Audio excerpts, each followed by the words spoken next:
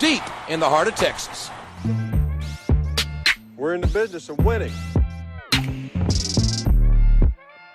Don't bet against me. I don't bet anyway. Lose your life. All righty. Yep. Oh, I am here. That's awesome. I'm recording in case you miss something. Oh, and is there a way I can flip the camera around here when I'm on StreamYard, or do I have to like back up and face it? I have no idea. I think there's a Can way, you, but I don't know. here you go. Can you see? That's awesome. I am at Empey Park at the basketball courts. The park where Michael Jordan spent his high school days playing against Kenny Gaddison. They were the two big guys in town at that time. This Very is not the actual court, though. Okay. The court, this is a newer court that was built about a decade ago, I believe. The old court that he actually played on is back over here at the front of the park behind the fire department. That's now a parking lot. There used to be a concession stand and two full courts up there, and that's where he actually played, but this is the same park. Nice. Robin said he was going to be here, but he's running a little late and that he'd be here no later than 15 after. Judge said that he's trying to wake up and come. So knowing him, he needs to wake he's up. late in general, but I drove back from Myrtle Beach last night, got up at 5 o'clock this morning, drove up to Morehead City, bought a bicycle, drove back down, and just pulled into the parking lot just now. So Judge needs to get his butt up. yeah. Yep. You guys ready to go live now, or? Yeah, I'm going to go switch my hat to a baseball cap. I cannot even see the screen in the sunlight out here. Okay, I'll wait a minute. And I got to keep it under an hour and a half, if that's okay, for my part. Yeah, of course. Yeah, if you got to go, you got to go. Yeah, well, they switched. That's why we came back from Myrtle Beach last night. They switched my wife's schedule. Yeah. So I got to get home to watch the Kitticles. Mm-hmm. Alrighty. And the aforementioned fire department. You can hear that. Yeah. Yep. Hey, life in the town of Wilmington. Yeah. I actually, coming back into town, I did take a 3-minute excursion going past Jordan's childhood home. But the only place I could possibly do a broadcast from there is across the street at the apartment complex, and the parking spots out by the road are reserved. Yeah.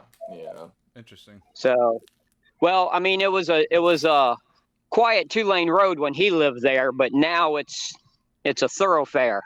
So his house is at it's a big intersection. It's 1 block down from a major intersection. There's constant traffic, constant noise, no parking right around it.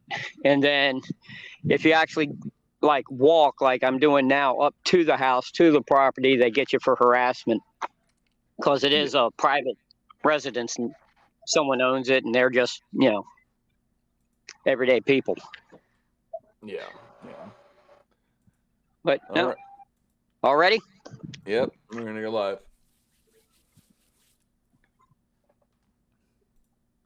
Hello, everyone. Michael Jordan fans are the best. And today we're going to be talking about why do people think LeBron James is the GOAT?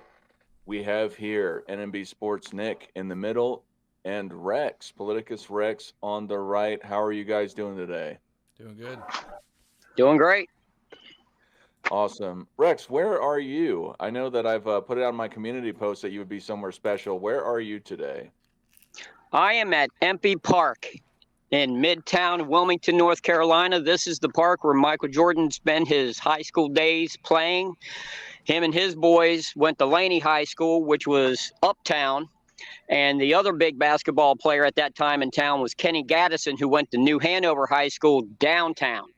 So they would meet right here in Midtown in the middle, basically across from Independence Mall, and would bring their boys and go head to head, and anyone else that came up, they'd play. That's where he learned his game, so to speak. Now, the court that I am on, for those who can see, I'm here actually on the court. No one else here. Ain't nobody got no heart. Ain't nobody out here practicing at 10 a.m. in the morning on a Sunday like I used to. But the actual court that he grew up on is no longer here. It is a parking lot back there on the other side of the tennis courts. And these are the Althea Gibson Memorial Tennis Courts, another great, all-time great athlete from Wilmington, North Carolina. And that's where I'm at. Awesome. We're expecting sports and fitness rants later on. Robin, he said he's running a little late, but he should be coming soon. Also, possibly, if he wakes up, Judge SP may be returning. But outside of that, welcome, Lynch One. Thanks for coming. He says Rex is the best. Thank you. And he says, hi, how's everyone doing? Now, Nick, I know you haven't been here for a while, so I'll start with you first. Why do you think people think that LeBron is the GOAT? Do you think there's any merit to it? Just give me one example. Why do you think people, or why do people think LeBron is the GOAT? In a simple term, I think just his physical prowess. If I had to put one thing on it, like you said, it'd probably just be his physical abilities and prowess, and just some of the plays he's made are just, they kind of baffle the mind sometimes. But if I had to put it in a nutshell, I would just break it down to that. He's essentially like a 6'9" linebacker playing point forward, which is pretty scary to think about if you ever played basketball. But in a nutshell, that's what I would put it on. What about the other guys like Wilt Chamberlain, Bill Russell, the other super athletes of their time? Do you think it's just recency bias from your take of just his physical prowess about why they think that, or yeah? Yeah, I mean the whole they played plumbers thing. I don't really buy into that. Obviously, I don't really, Bill Russell and Wilt Chamberlain, track stars, 6'9", 7'2", guys could do anything. The stories of Wilt Chamberlain in the weight room with Arnold Schwarzenegger, all kinds of stuff, right? So I don't really buy into that, but yes, I think the average person probably thinks those guys couldn't play today, or they were athletic just for their time, that kind of thing. So, to me, I think Wilt Chamberlain is still pound for pound the most domineering player that's probably ever played the game, just from a metric standpoint and his physical attributes. So I don't buy into that. I think Wilt Chamberlain is still the most physical player that's ever laced him up, just in terms of a total package. So I don't really buy that. But yeah, that's probably what people say is, anything before 1985, right, or anything like that. People just say the athletes are different now. It's a whole different breed. They're so much more skilled.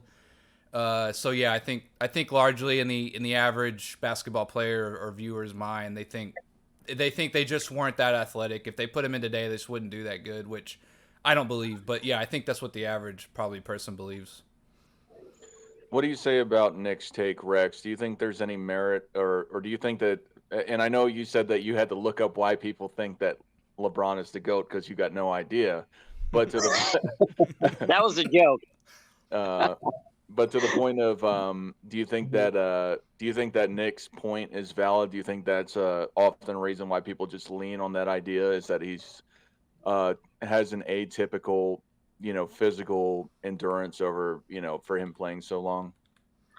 Well, yeah, I mean, he's exactly right. It looks like it's a what's the word I'm looking for? A progression. It's like you take, he's a combination of great players from the past. He's basically got Karl Malone's body, but, I say Oscar Robertson's game, but his fans will say Magic Johnson's game, but with Karl Malone's body and Michael Jordan's athleticism. So it's a progression, just constantly going forward. That's what they believe. That's what his image is. But yeah, it's the if you were to say, 30 years ago, I remember Dirk was the big thing to us when Dirk came out, because we used to watch Bird. And we'd say, someday there's going to be a guy that can shoot threes like that. That's going to be like 7 foot. And then Dirk comes along. And it's like that. He's literally like the first unicorn type of player, from what we used to say, someday you'll get this, And you had Magic, a 6'9" point guard coming out in the late 70s, going through the 80s into the 90s. All-time great player, greatest on, put him in any type of comparison, he's up there with the best. And and they'd say, well, but he wasn't a great athlete. His body started breaking down on him. He had the HIV, had to retire, tried coming back and all that. And it was like, okay, well, imagine a guy that played point, could play point. Obviously, LeBron doesn't always play point, but could play point. But also, like I said, had Karl Malone's durability or longevity and physical presence. And that would be like unbelievable back in the 80s. And now LeBron is that. Mm-hmm. Absolutely. What do you got to say about that, Nick? Do you agree with what Rex is saying? Yeah, that's largely, it kind of echoed each other there. And, I think one thing that he should get credit for is the hype. I think people who remember when he first came in and what he's become, he has lived up to the hype in terms of, can he even get close to Michael Jordan? Will he win rings, MVPs, be the greatest all-time scorer, right? He has lived up to the hype, and I think they add that to his resume, and the fact that he had such pressure under him. It's kind of like the Bill Russell, kind of the civil rights movement and the things he went through, right? They kind of, a little bit of this off the court things. How do you measure that and weigh that? And I think him living up to the hype also has a little bit to do with it, right? If LeBron was your guy in your generation coming up, and you were a fan from day one of him coming out of high school, you would ask yourself, what else can he do to become the GOAT, right? And he's done so much to try to live up to that hype. I think that goes into, whether consciously or subconsciously, I think that plays into why people rank him so high, is he's lived up to this impossible hype that he could never, if you were a betting man going back to day one, you would say there's no way he's going to be where he is right now, even probably most people, right? Just odds. And him living up to the hype, I think, has a little bit to do with the lore of LeBron James as well. So me being around your age, I know that we both grew up as LeBron James was coming into the league. I was in high school. I'm a couple of years younger than LeBron. And I bought into the hype. I was all about LeBron. As I said before, if you're new to the channel, I'll explain it. I was a huge LeBron James fan until the decision. So I completely get that aspect of it. He's lived up, generally speaking, other than the things that he put on his own shoulders with the not 7, not 8 stuff in Miami with the decision. He has lived up to the hype in general. He's done a lot of great things. And I completely agree with that. I think a lot of people, especially around our age, who's lived through it as adults for the most part, that weren't young enough to see Michael Jordan throughout his entire career. I understand how they come to that conclusion. Rex, what do you have to say about that? Do you think that just what you've seen impacts your opinion on why somebody's the GOAT? And especially with the hype behind it, because I'm sure Michael Jordan, and what I understand, Michael Jordan had a lot of hype. I'm sure Wilt Chamberlain had a lot of hype. Kareem had a lot of hype, that sort of stuff. Do you think just what you lived through impacts your opinions on who the GOAT is? Well, yes. And especially a lot of people, and you get it with arguing basketball history with a lot of fans, where if there's not a video of it on YouTube, if they can't see it, they don't believe it. Mm-hmm. And you see, when Bill Russell came around, he was the new thing. People didn't know how he'd do in the pros because he had a totally different kind of game that some people thought was going to be revolutionary, and other people thought, oh, well, that's just not going to work in the NBA. And the big guy before him was Mikan. Mikan was the first superstar. We never got to see Russell against Mikan. Mikan retired, Russell came in. They didn't play each other. When then Wilt comes in, Kareem comes up, and he's being regarded as the next Wilt Chamberlain. He's going to break all of Wilt's records. He's going to just be the most devastating force in sports. That's what was being written at the time. And we got to see Kareem against Wilt. Wilt won the early, won the first head-to-head matchups, but then Kareem started asserting himself, and he started to take it as Wilt was retiring. So you got to see the passing of the torch. You got to see it on the court. It was visual. Jordan comes in. The big thing, I remember when he was a rookie, the biggest hype game was him against the Chicago against Philadelphia, his first game against Dr. J. And both coaches at the time agreed they were putting them on each other. One was a small forward, one was a shooting guard. But they agreed before the game, the coaches did, they were matching them up. They were going to play each other head to head because it was very important to the ratings. And you got to see Jordan, first couple matchups, Dr. J one time came straight down the lane and dunked right on Jordan. And Jordan was under the basket, was about to jump up to block it, and at the last second, backed off. So you saw that their first time playing each other, but then you saw Jordan take over and start to just outplay Julius. So once again, you got to see it on the court. Yeah. You didn't get to see LeBron sort of take over on the court. Jordan retired the year before.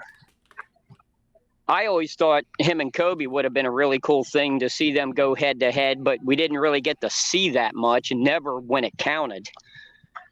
And I thought that was something. That's one thing that has hurt his image, is so many people are visual and they have to see it. And you never, from what I'm, guess what I'm trying, you never got to see LeBron take it. It was given to him from high school, the chosen one, the king, the next all-time great. Here he comes. It was not he went in and took it. Jordan came in and took it. Kareem came in and took it. You saw it. You witnessed it. You can see the videos. You can rewatch the games where you see them ascend on the court against the former generation. Mm-hmm. Rex, just real fast, Rex. Just want to welcome Robin, Sports and Fitness Rants. How you doing today? I see you got the MJFB shirt as well as Rex. I don't even have my own shirt on, but I have the hat. Yeah, what's up, guys? I need to buy one man? of those. Yeah. What's up, Robin? So Rex, did you have anything more to say, or what's? You got anything more? Not as far as that. There is something I wanted to add to you when your original question to Nick about the main reason or a big reason why. There's another big reason why, I believe, but we gotta get in with Robin first. Yeah, we'll come back. I know what you're talking about. We'll come back to you in a little. We'll get Robin some airtime.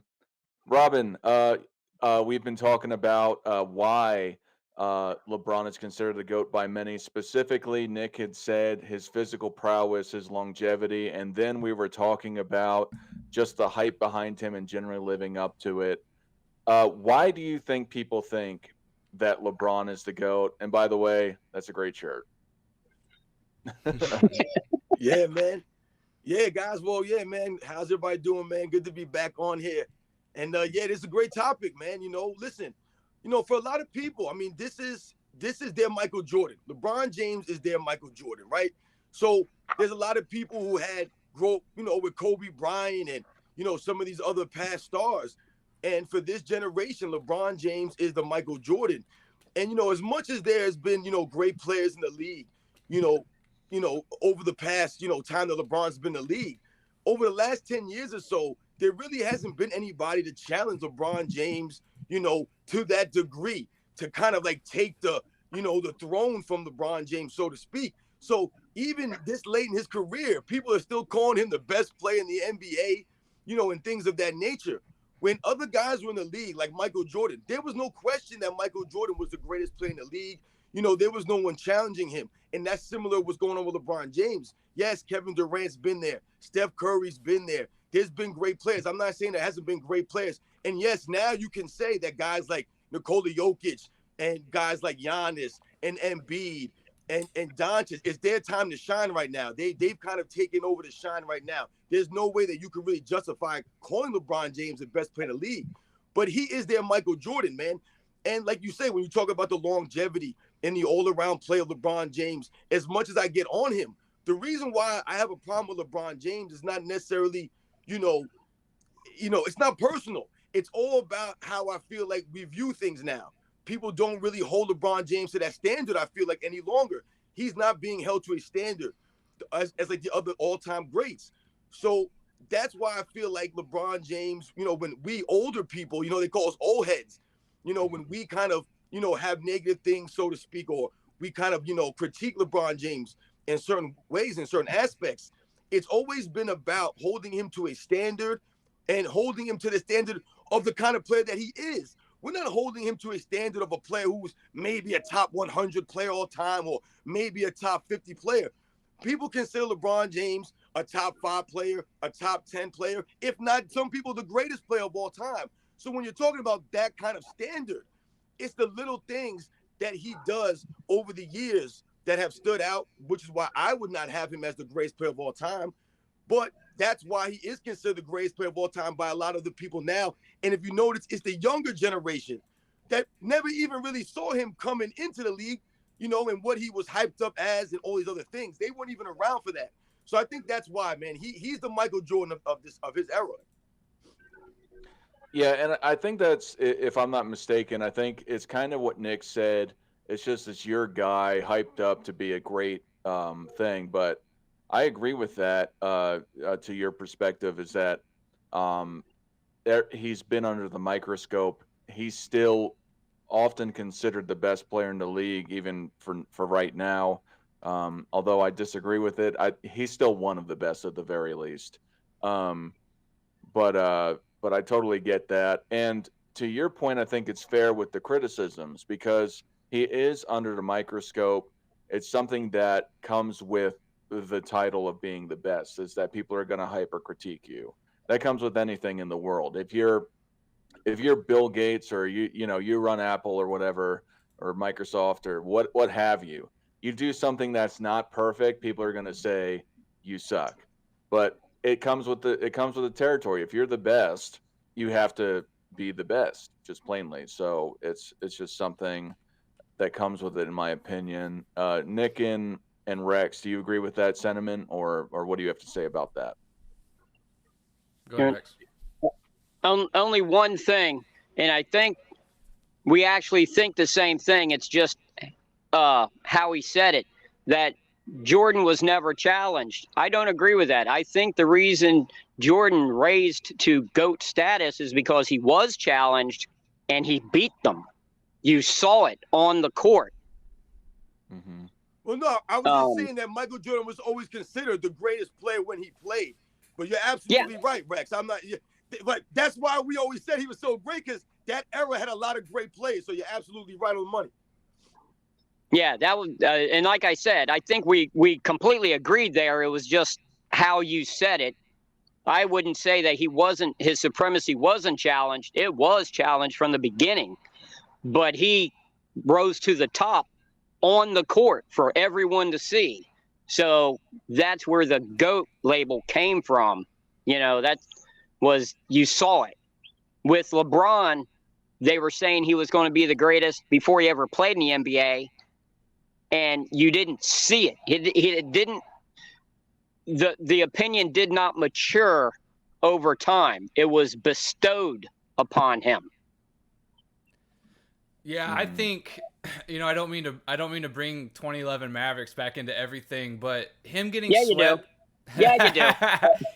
him getting swept by the Spurs, and then again the Miami decision and chasing rings. I think that's also a thing. He's considered a ring chaser now, and losing in 2011, I really think, whether people admit it or not, I think it just puts a damper on his entire aura. Right, that he got outplayed by Jason Terry. Miami, Dwayne Wade played better than he did. He got outplayed by another superstar on the other team. Cleveland, the first time getting swept is not a good look, but the Spurs were definitely the better team. So maybe it's a little forgivable, but I think when he goes to Miami, that sours a lot of people off the court in terms of what he did. And I honestly think losing to that Mavericks team, I just think that is something like that haunts his resume. I just really do. One game he had like 6 points or 8 points in one of the games. It's just, I just really think, and then he loses. He goes 2 of 4 at Miami after saying he gets 6. It's just, when Jordan started winning, there was just no doubt, right? Once he started winning that peak, it was clear how good Jordan was and that he was just going to beat everybody. And with LeBron, it's kind of like, well, you won some here, but you lost some really bad ones over here. I just think, honestly, the peak of Jordan is something that separates him from LeBron. I don't think it's even close. And to me, that's kind of what it comes down to, is that peak, that ultimate peak, is nowhere near Jordan, in my opinion. And if we were to, like Robin said, the standards, right? If we were going to hold LeBron and Jordan up and you just switch their championships and their finals appearances, like people would have a totally different tune. It just shows kind of the double standards, I think. Well, real fast, if y'all want to respond to the Shannon Russell, which I don't know what that name is exactly, but he's saying that we're bowing down to LeBron. We're just all going to. The show is about LeBron. You said, why do people consider him the greatest player of all time? So we're really just going off of why people do consider him the greatest player of all time, what they might be thinking. But also we must remember, like I said earlier, a lot of his fan base is younger kids, teenagers, things of that nature. So when we think about these things and we talk about 2011 or even 2007, a lot of these kids, what were they, 3 years old, 5 years old, maybe when those things were going on? So they really, when you say to somebody, hey, what happened to LeBron James in 2011? They have no idea what you're talking about. They have no clue. So they probably never even seen the footage of LeBron James standing in the corner, biting his nails, not really sure what to do, looking confused out there. When, like you said, Nick, Dwayne Wade was really having a damn game out there. He was balling in those games. So, sometimes I feel like that's why, we're not bowing down to LeBron. We're trying to explain, why people would feel the way they do about him. Yeah, DeShannon needs to actually read the title of the show and listen to the questions that Dart's asking. He said, why do people consider him? That's not our opinions. That's what we think their opinions are. Yeah. Because I don't think he's in the – I don't think he's even the best at his position. They know my stance. If you're on my channel, you know how I feel. I just wanted to put that out there just in case anyone's confused, because either DeShannon is trolling or he's confused. So I just wanted to put that out there. I didn't mean to interrupt. If you want to continue, I just didn't want it to devolve into people thinking that's the case.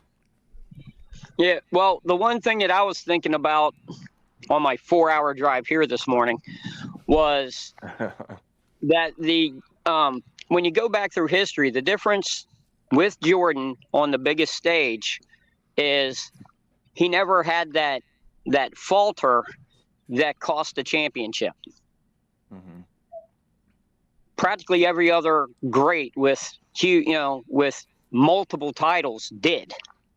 Even Bill Russell. People don't realize this, but they were in the finals And the only finals that Boston lost, that Russell lost during that era, was when he got hurt.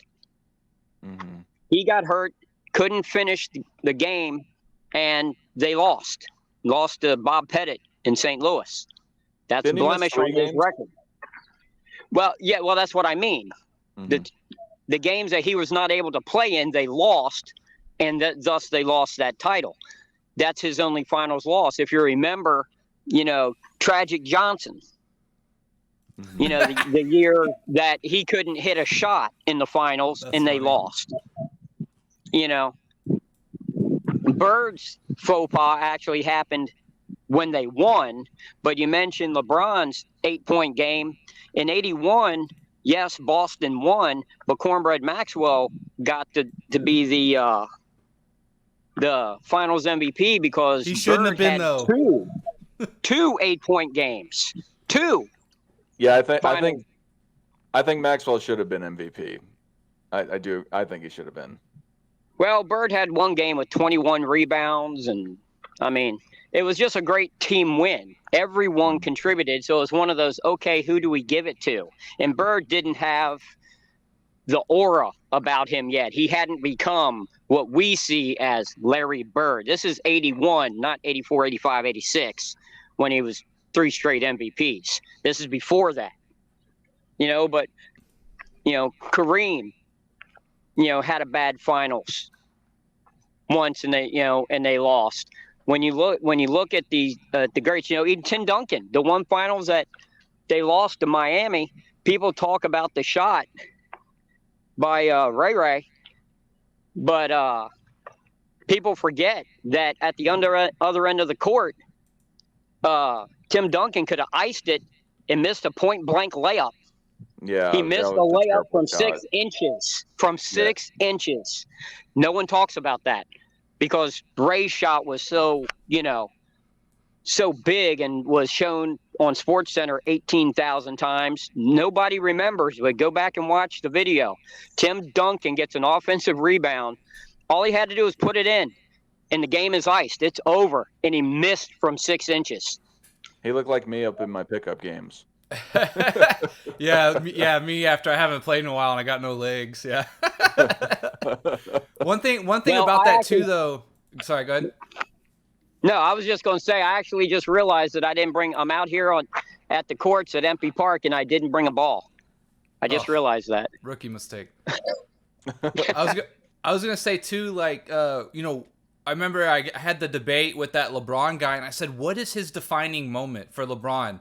And it's a chase down block on Iguodala, right? Like that cannot be like your great claim to fame, right? Jordan hitting that jumper on the Jazz, right, to win 6, like that is just such poetry and such a perfect bookending. Although he came back, I know, but such a perfect snapshot of just Jordan being Jordan, right? And it's iconic. And what is the iconic thing about LeBron? I can't really. If it's going to be a chase down block on Iguodala, I'm sorry. That doesn't get me out of my seat. That doesn't get me hyped up. That doesn't put you in the greats, right? So I think that was another thing and also even the times he won, Kyrie bailed him out. There's been so many times Ray bailed him out. So many times where other guys have been the guy. Jordan was always the guy just about to either be part of the play, the pass, or the score. Or the steal on Malone before the shot, right? He was just always the guy who made the play. And LeBron, he just has disappeared at times, and that you can't have that. Well, that's what I was talking about. And, that is a little bit unfair of you, though. A little bit. Because you mentioned Jordan's most iconic play was his final play of his Chicago career. LeBron, this is why I say often that I don't like rating or talking about the career of present players because LeBron hasn't finished yet. LeBron may get that play before he's done. True. So it's kind of not apples and oranges. It's not that big of a deal, but it is a little, But the thing is, you have 5 or 6 other plays you could choose from The shot against Cleveland, hanging in the air. The switching hands on the layup over his former college teammate Perkins with the Lakers. I mean, there's a lot of different plays you could talk about with Jordan. He had many defining plays. And that's the thing I would say is, okay, LeBron's been playing for 20 years. And I look on it, and there's literally over 1,500 videos of Michael Jordan's greatest highlights. There's virtually none of LeBron James because he really doesn't have that many of those iconic highlight plays. Mm-hmm. What do you have to say about that, Robin? What Nick and Rex are saying? What's your 2 cents about their conversation? Oh, it's not even a conversation. It's not even a question. LeBron Just James facts. is Just nowhere facts. near as iconic as Michael Jordan. Like you guys I'm are here. saying, he just doesn't have those moments. He's never had close to anything like those moments. And that goes to Michael Jordan's mystique. That goes to Michael Jordan and his legacy and what he's given us on the video footage. Everything you guys were talking about, man. There's so many shots, so many plays. People don't talk about Michael Jordan, that 63-point performance, how he had to go to the free throw line with zeros on the clock and hit 2 free throws with no one on the court but him and the referee to send that game into overtime because he was foul shooting a 3-pointer, but they only gave him 2 free throws because that was the way the rules were at the time. No one talks about that stuff. That was really clutch free throws by a young Michael Jordan. I mean, the man was exhibiting greatness from the minute he stepped on the court. He does not have those moments. He's been nowhere near as iconic. And that's why these conversations with Michael Jordan, see, that's what we're talking about. When you compare him to Michael Jordan, this is why it seems like you're hating on LeBron James. But you're comparing him to Michael Jordan. You're not comparing him to me. We're not comparing him to Karl Malone. We're not comparing him to some of these other guys that are lesser. We're comparing him to Michael Jordan here. So when people take it like, oh, you're hating on him.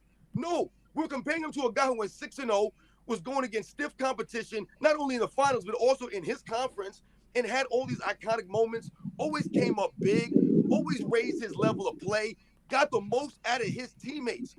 You show me another player to win 6 championships with 1 all-star teammate.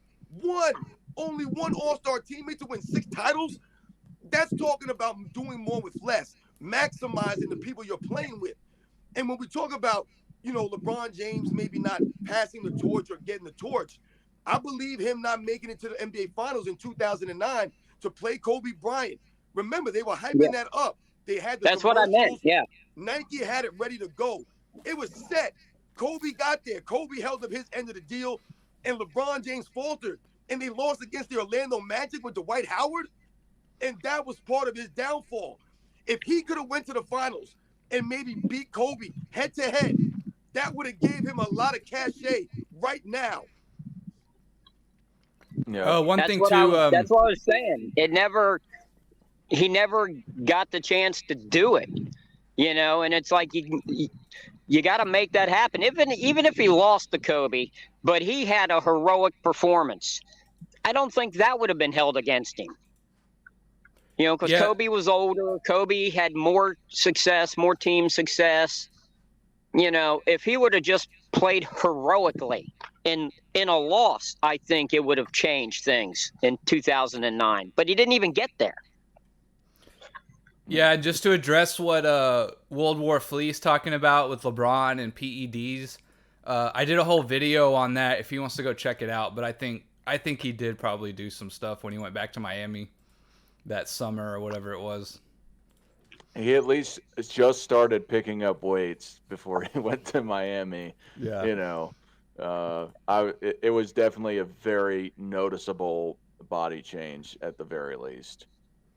I got a question for y'all because this is something a lot of people hang over Michael Jordan fans' heads. LeBron James being the highest scorer of all time, the leading all-time scorer. A lot of people attribute that for him being the GOAT. Do you think, obviously it's a combination of things, but do you think that's the cake? Do you think that would be a deciding factor? Or how important do you think the all-time leading scorer is in regards to the GOAT conversation? I see, Nick, you were shaking your head like you got some passion with it. I'll let you start. Yeah, so this is my whole longevity versus peak argument, right? I am more concerned about how dominant you were when you hit your peak or your stride or what have you than being pretty highly productive for a longer period of time, right? I've made this argument before just to kind of put it in perspective is if you I know Jordan didn't play for the years he was retired and in between Washington, right? But if you simply just average out what Jordan did and as he declined to the Washington and his points per game, right? And we assume he plays 70, 75 games or something, he has 4,000 to 5,000 more points than LeBron right now, right? That is the dominance in the peak of Jordan and why the all-time scoring is nice. That is a very nice accomplishment. That is a very nice feather in your cap, right? No doubt about that, right? But in terms of this GOAT debate, right, I think you have to put it in perspective a little bit and you say Jordan is still a better scorer. Jordan is still a better offensive player than LeBron is, right? And because LeBron stuck around for a few more years or didn't retire and sort of, again, he did what he did. He gets credit. But in terms of, like you're saying, does it affect the GOAT debate for me? For those reasons, not really, right? I'm more impressed with Jordan's 30 points per game than I am LeBron getting the all-time record. So that's kind of like the longevity and peak argument I've always made for Jordan is Jordan's peak is unprecedented, right? Statistically, and winning 6 rings in a row, essentially. It's just, it's nice. Don't get me wrong. But in terms of being a scorer, a bucket getter, I just don't think LeBron's as good as Jordan. Rex, what do you got to say about it? Back in the day, that was the number one thing talking about individual dominance was the all-time leading scorer. But rules changes, nutrition Pace. and guys trying to play more years, tacking on. Remember, Wilt became the all-time leading scorer in his 6th season. Okay? He scored 30,000 points in his first 6.5 years. All right? Then it was considered, he's the greatest. Then he knocked Kareem for hanging around. He said that he thought Kareem should have retired when Magic came in, and Kareem was talking about it. But he didn't because of Magic's personality. We all know that. He stuck around. And then 3 years or 4 years, I guess, after that, April 5th, 1984, he passed Wilt Chamberlain. And Wilt's critique was, well, he just hung on to get it. That's when the whole longevity over, what's the word I'm looking for? Peak. Prolific. Being prolific, being durable started to outweigh being prolific. Mm-hmm. Instead of averaging, because remember, Wilt averaged 40 points a game his first 6 years. 40. Yeah. Okay, and then he decided on his own, after he got the scoring title, he changed how he played completely. He became totally different player on the court. And because you don't look down the line and say, okay, well, the next generation are going to play twice as long, play an extra 8 years or something. You didn't see that coming. Now I think it's just watered down that trophy. If they actually get a trophy for that, it's sort of watered down the mystique around now. Because what are the old heads like me going to say, say Steph Curry, which he's not, but say someone like Steph Curry, someone that's a pure 3-point shooter in the modern era, ends up breaking LeBron's record. Are LeBron fans and us older guys going to sit there and say, oh, yeah, but it was only because he hung around forever hitting threes instead of getting twos like the old guys? I mean, we're going to say that, right? Mm-hmm. That's going to be the argument. Yeah. So I think it's greatly diminished what it was. But back when I was a kid, it was the same in every sport. The home run king, the running back with the most yards, and then the basketball player with the most points. Those were your greatest. That was the way it was mainstream looked at it. Not anymore. Robin, what's your take on this, the scoring? Yeah, well, like Rex said, I mean, listen, at the end of the day here, it was never about the so-called stats, right? We always used to say these things. You know what's funny, man, that even these days, we're even having conversations about who the greatest scorer of all time is. Like, my goodness, man, why did people consider Michael Jordan the greatest scorer of all time? It wasn't because he had a certain number of points every season. It was because the man literally led the league in scoring every single season he played. Literally every year. That's why he was considered the greatest scorer of all time. It had nothing to do with the amount of points he ever scored. I never remember growing up anyone talking about Michael Jordan having 27,000 points or him going for 28,000 points. Oh, my God, he's almost got 30,000. We never knew that. All I remember them saying is every season, Michael Jordan was leading the league in scoring. Every year. So why do we consider Magic Johnson one of the greatest passers of all time? Well, the man actually led the league in assists several seasons, right? It shows up. The weird thing about LeBron James, all these years, he's only led the league in scoring one time. Only one time in 20 seasons. To me, that speaks volumes about what Rex mentioned about being prolific. Because LeBron James is not a prolific scorer because he doesn't have many ways to score the basketball. His game is very basic. So there are other guys in his era that put the ball in the hole at a higher volume, at a better level. Guys like Kevin Durant. Even Russell Westbrook has led the NBA in scoring more times than LeBron James. That's insane when you think about this.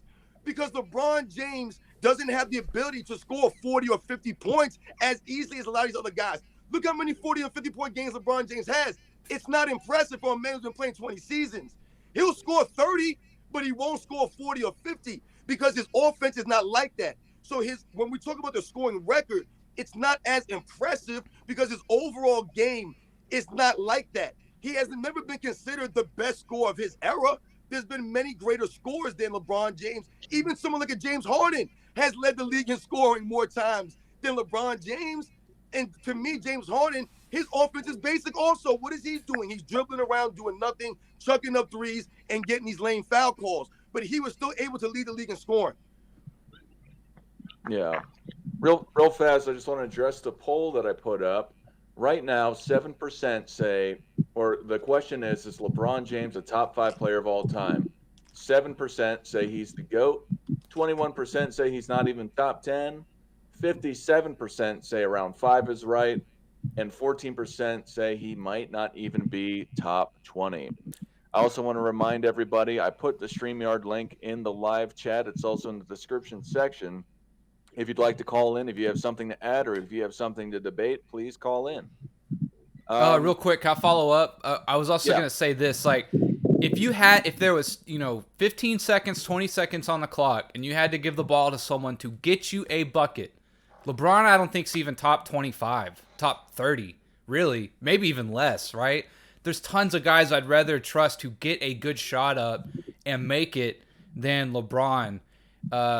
So that's one thing I also want to say. And the other thing is, like, he mentioned Russell Westbrook and Luka and Jokic, and these guys are getting triple doubles on the regular. Even LeBron, maybe it's not fair. The times have changed a little bit, but even LeBron never did that, right? Never was able to, and he's the perfect candidate to be getting triple doubles. He should be looking at Luka and Jokic, and those guys are getting triple doubles every other night. And LeBron hardly ever gets them. I sometimes wonder how he doesn't have way more triple doubles, right? Just looking at how much he has the ball, what he does, and there's these other guys like Westbrook, Jokic, and Luka who are doing them every other night, it feels like.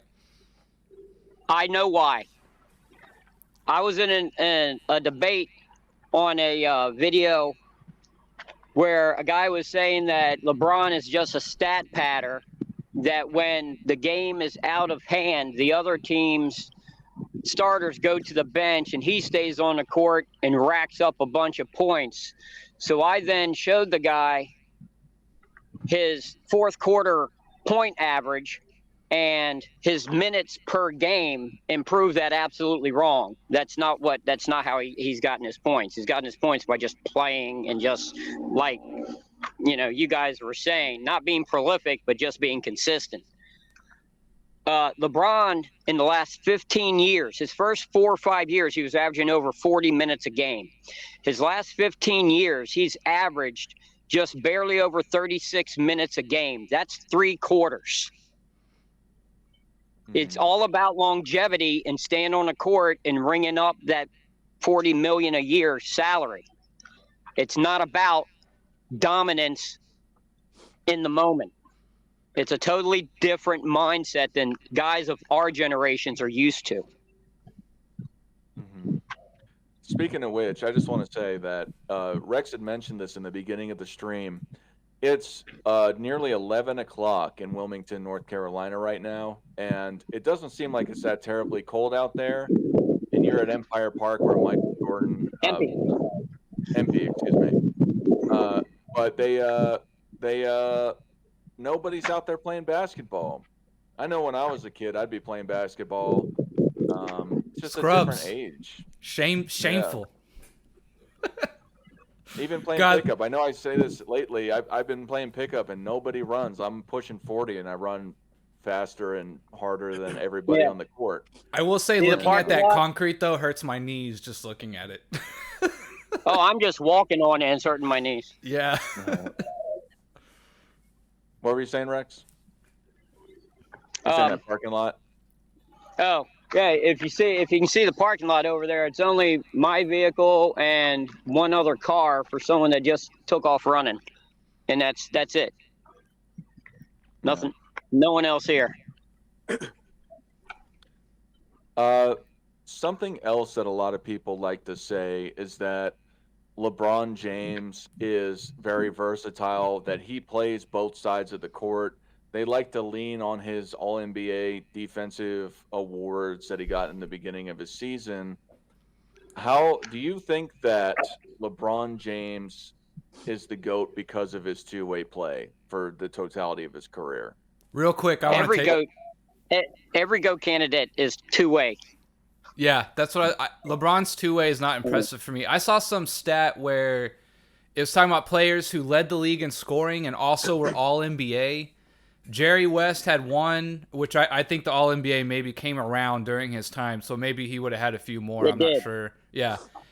Kobe had 2 or 3, I think, and Jordan has like 9, right? And I think when you put it like that, like LeBron's two-way ability just doesn't really impress me. For someone who's 6'9" and that athletic, he's never really been considered a stopper. Or, Jordan had, 100 blocks and 200 steals twice. Right, I think him and Pippen and Akeem are the only players to ever do that. Jordan's the only one to do it twice, but the defensive accolades are not. I think they're a little fool's gold, to be honest with you. Again, his thing on defense is chase down blocks, right? That's not like an everyday, every play kind of defensive guy, right? It's and he glassed them and all. That's really cool. But like LeBron, I don't think is stopping anybody for the most part. I'm sure it's some guys he could, but just because of his physical ability. But in terms of Jordan's level, he's not putting the clamps on anybody. Like that's one of the things what Rex just said, right? In the GOAT conversation, you have to play two ways. I think that is maybe the first thing people should do when we talk about the GOAT.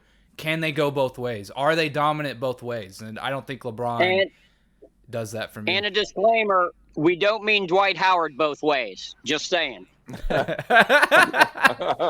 Definite shots fired right there. That's a whole getting caboodle there. Robin, yeah, please don't play the machine gun. I'm in a public park here. Yeah. Robin, what's your take on the two-way? If you have to be a two-way player to be the GOAT.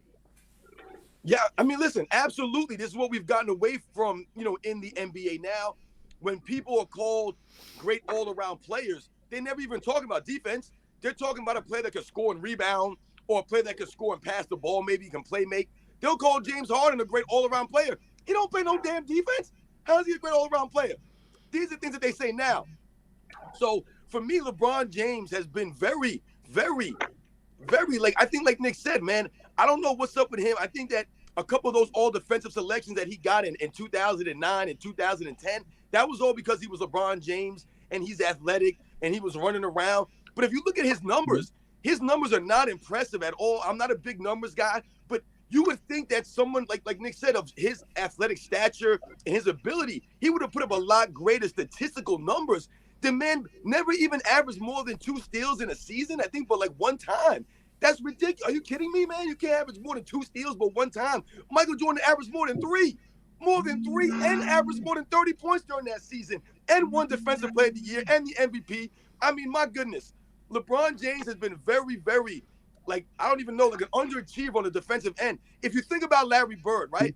And this is what we're talking about with the longevity. LeBron James has sacrificed the quality for the quantity of seasons that he's playing. Yes. But when you look at Larry Bird, right? Let's compare him to Larry Bird, who has some injury problems. We know that. But he played about 11 solid seasons for his career, right? And he had 3 all-defensive selections. So if we think about that, that's pretty solid, especially in an era where guys gave effort on the defensive end. You had great defensive players at that time. Larry Bird still made 3 all-defensive selections. All right, kudos to him. People will knock Larry Bird's defense in these comparisons to LeBron James. But let's think about LeBron James. He's made 6 in 20 seasons, going on 21 now. So when you think about that in its totality, who was really more consistent on the defensive end? Was it Larry Bird, who I think was more consistent defensively, who gave more consistent effort on the defensive end? That's what videotape shows me when I watch Larry Bird play, which is why he was so active on the defensive rebounds. That goes to his defense. People never think about these things. Larry Bird's a much superior rebounder than LeBron James. He gave more effort. So to me, when people think about Larry Bird versus LeBron James and they try to say that Larry Bird can't shine LeBron James' shoes defensively, and what do they point to? His athleticism and his size.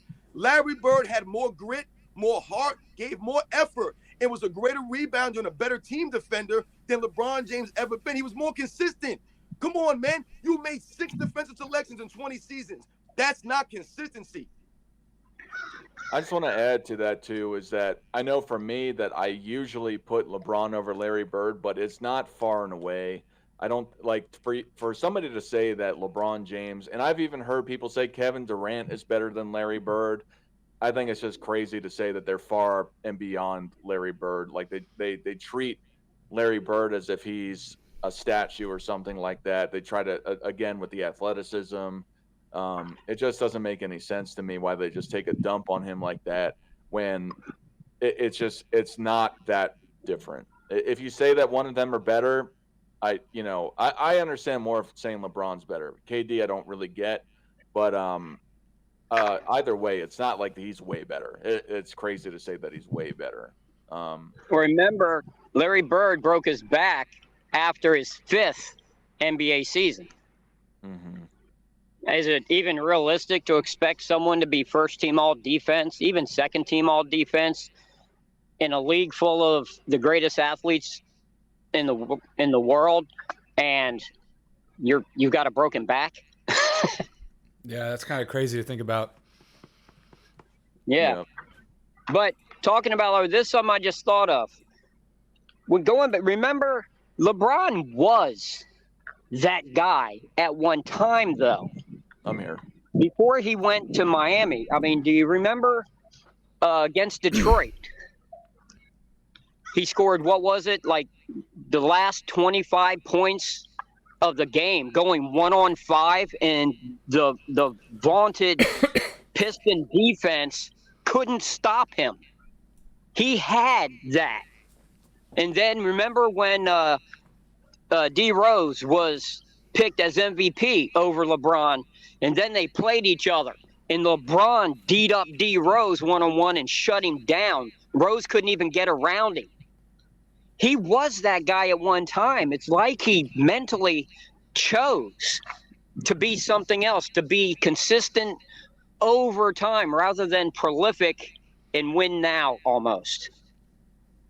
I don't know if he over assumed his ability to influence a victory, or if he just decided the money was more important than the rings. But he was that guy at one point when he was young. He could do those things that would have made him iconic. But I haven't seen it in any of the footage I've seen from the last decade other than the chase down block. Right. And that's the consistency that we're talking about. And you know what's funny when you think about that, what you just said, Rex, about 2011 with Derrick Rose, isn't it ironic that that was the same year that he kind of didn't really have it in the finals? So what Yeah. I think LeBron James and a lot of his fan base need to come to the realization when you compare him to Michael Jordan is that LeBron James figures and understood over these last 10 seasons or so that he can't play and give that kind of energy on the defensive end and still try to get it done on the offensive end like a Michael Jordan could. That's what we always marveled about at Michael Jordan, was his ability to expend that kind of energy and that consistently at that level for so long. When people talk, when I was growing up back in the day in the 80s and 90s, if you played 12, 13, 14 seasons, that was a long career. You played a long NBA career. Kudos to you. You were a true professional. You made it a long time. Now, these guys are playing 16, 17, 18 seasons like it's nothing. And that's what we talk about, the longevity back in them days. Guys gave more effort. You couldn't last that much longer. That's why what Michael Jordan doing all those years is impressive, because he never really had a significant injury. He played 82 games, so many seasons. He didn't load manage. He didn't rest on defense and take plays off. He was always out there going after it, and so were so many other guys of those eras. Well, and also talking about Jordan, this is something now, as most people, I assume, know, I am not a Michael Jordan quote-unquote lover. I think he's a fantastic player. I think he was the best at his position, obviously one of the greatest of all time, but I personally don't believe in a GOAT. One of the detractions that haters, if you want to put me in that group, say is, well, you know, he took the time off. But when we talk about these things with durability and how using that, like saying, okay, he took the time off and LeBron has played straight through, but LeBron has load managed for a decade and a half. He hasn't played over 38 minutes a game in 15 years. Jordan, the first time he left, wasn't kicking back on the beach. He went and played another professional sport.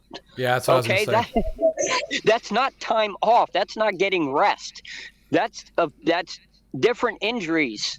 He played center field, and then when he comes back, he plays the second stint with the Bulls. Then he retires, and then when he comes back to Washington, lo and behold, he has knee issues. That very likely could have been because of the 2 years of catching fly balls in cleats.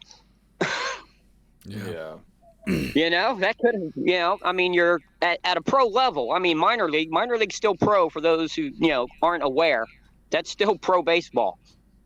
And he wasn't just relaxed. He wasn't managing his body. He was trying to make it in a different sport. That's not load management. That's not rejuvenating your body. That's tearing it down in a different way. So,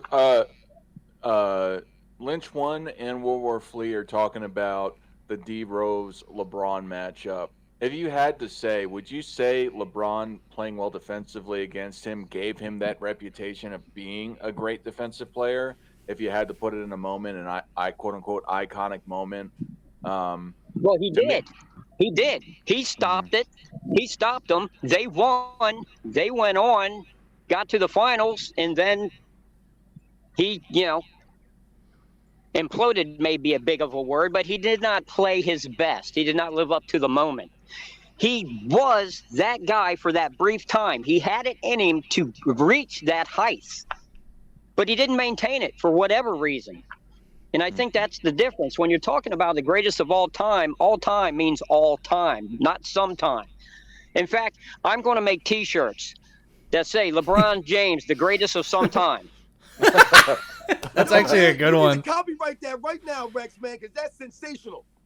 Yeah, that's great, dude. The greatest of some time, because he has moments where it's like, holy cow. But it's not.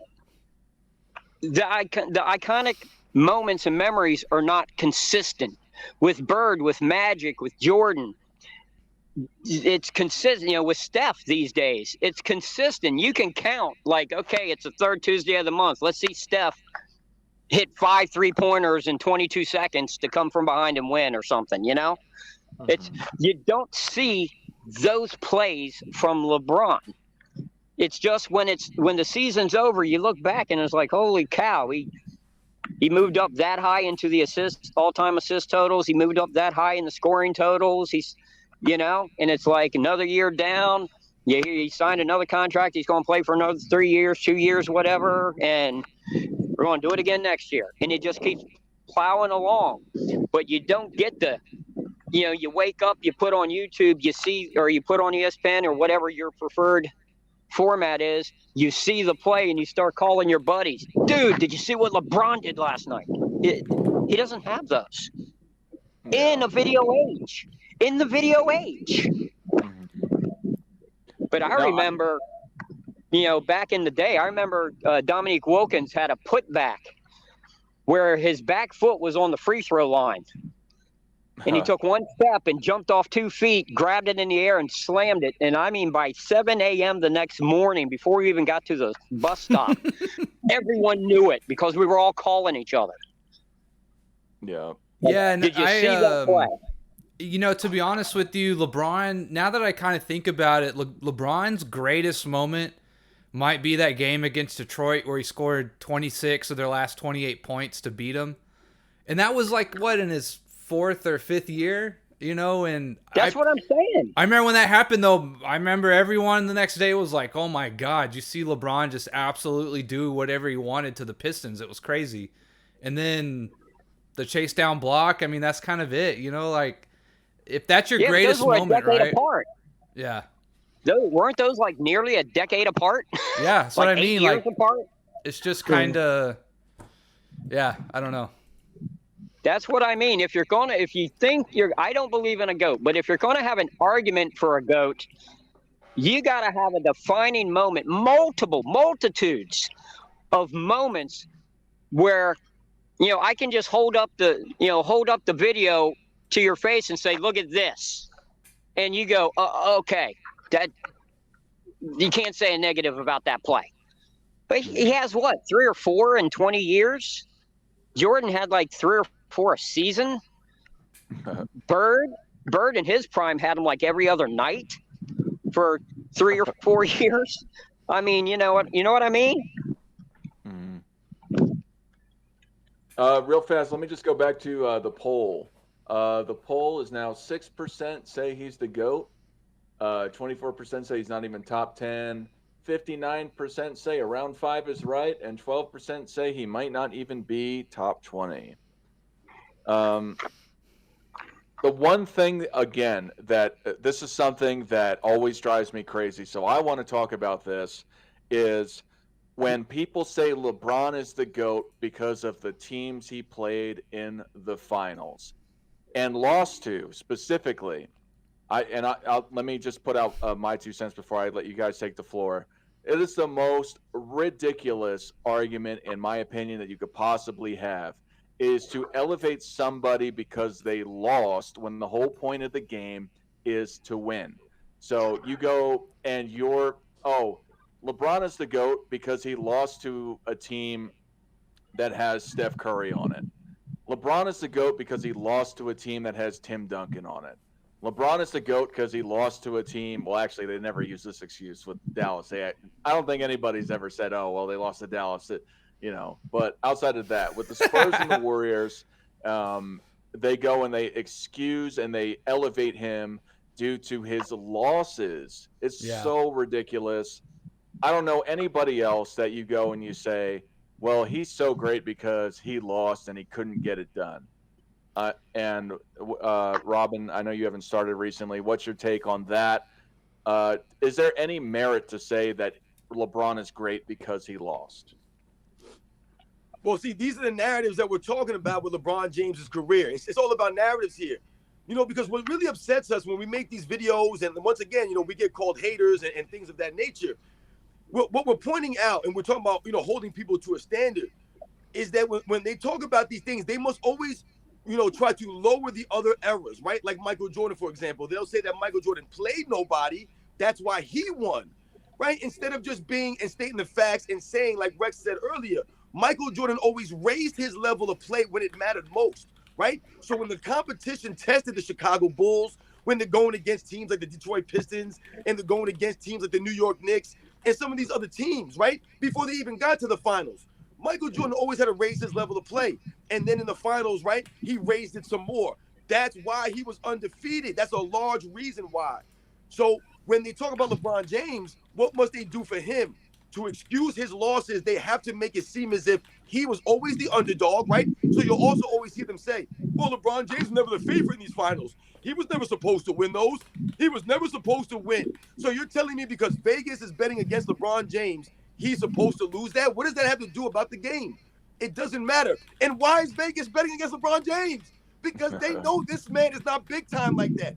He's not clutch to the level of a Michael Jordan. That's a large reason why people bet against LeBron James, why he might be perceived as an underdog. But LeBron James always playing a super team. So you cannot say that LeBron James is not the favorite.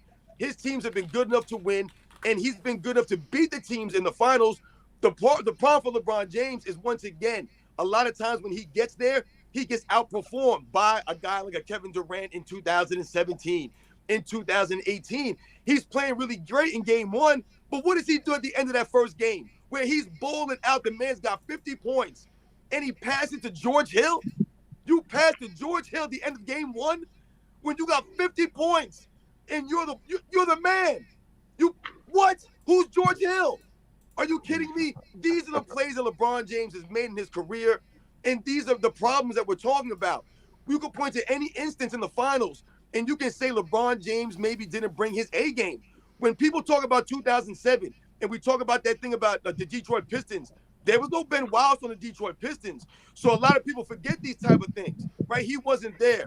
So when they knocked Michael Jordan for losing all the time to the Detroit Pistons, Michael Jordan wasn't losing to a so-called team or some also-rans. He was losing to one of the great teams in the history of the NBA. But somehow these days, they'll blame Michael Jordan for his losses, but LeBron James has never been blamed for his losses. So they've always excused it as saying, like you said, the competition's been too steep. And it's all narratives. That's all it's been about. Yeah, I'll just say something real quick. And it's one thing to, like, maybe look at that first championship, right, where he got swept. First of all, getting swept is never good. There's no excuses for getting swept, right, in my opinion. And it's one thing to be like, maybe they were outmatched. I won't necessarily, like, have it as, like, a huge penalty. But to make an excuse and use it as a positive, that's unacceptable. You can't do that. It's one thing to say, you know, you can look at the odds in Vegas, right? And there's maybe an objective way of being like, this team's definitely a bit of an underdog here. Just looking, you know, Vegas obviously gets it right most of the time, right? That's why they're Vegas.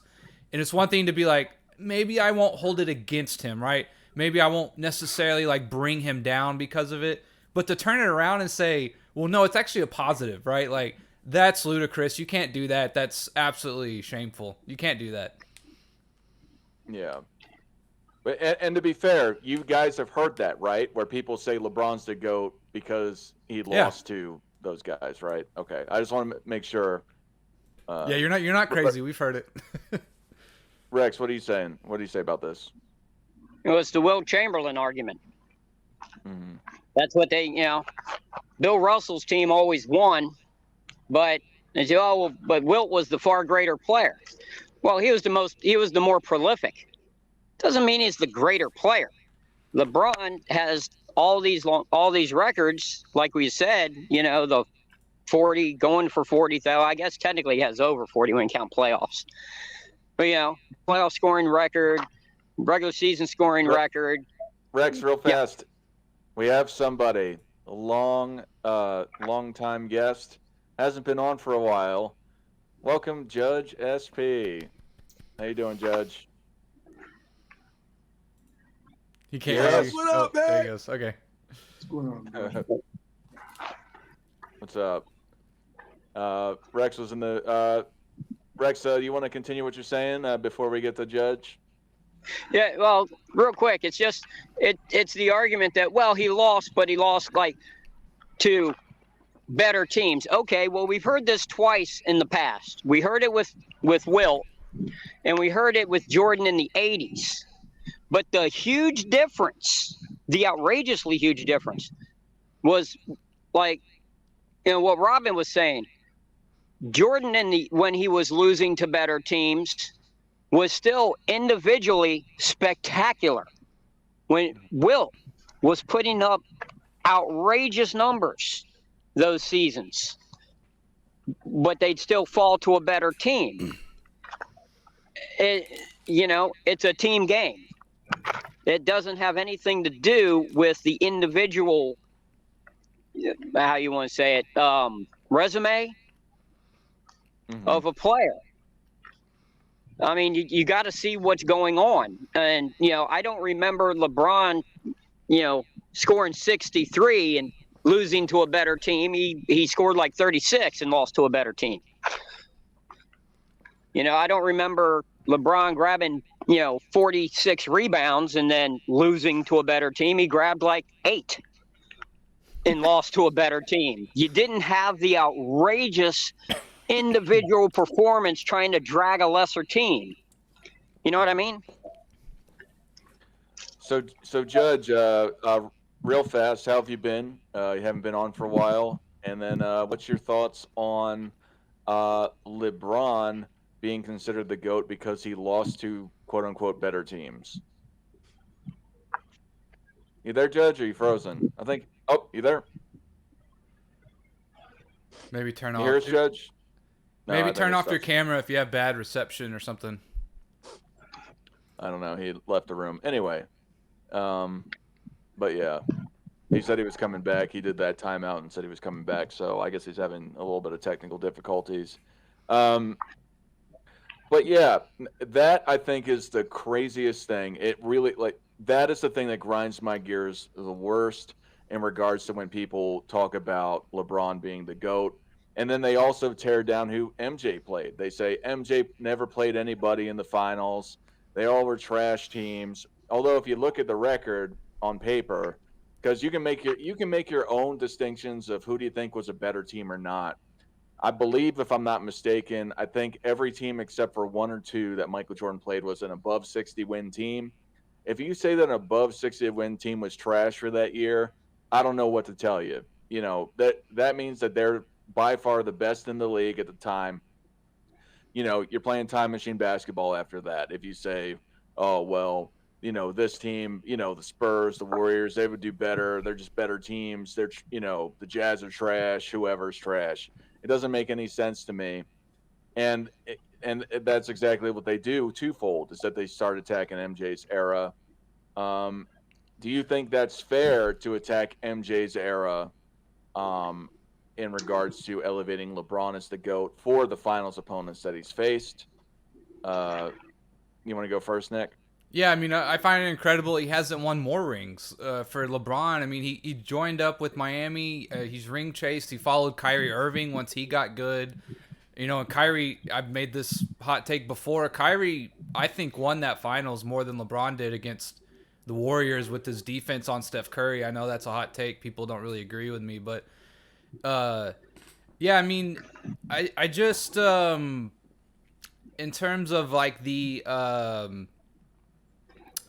I lost my train of thought. I totally just spaced out.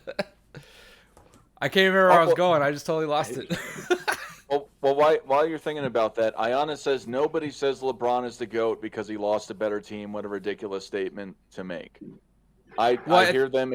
Yeah, I was going to say that they use it as a positive or something. They make excuses for it. Yeah, listen, what they say, whatever your name is, whatever you were saying, whatever, it's what we're saying. And when people say these things, it's not like the way that he worded it.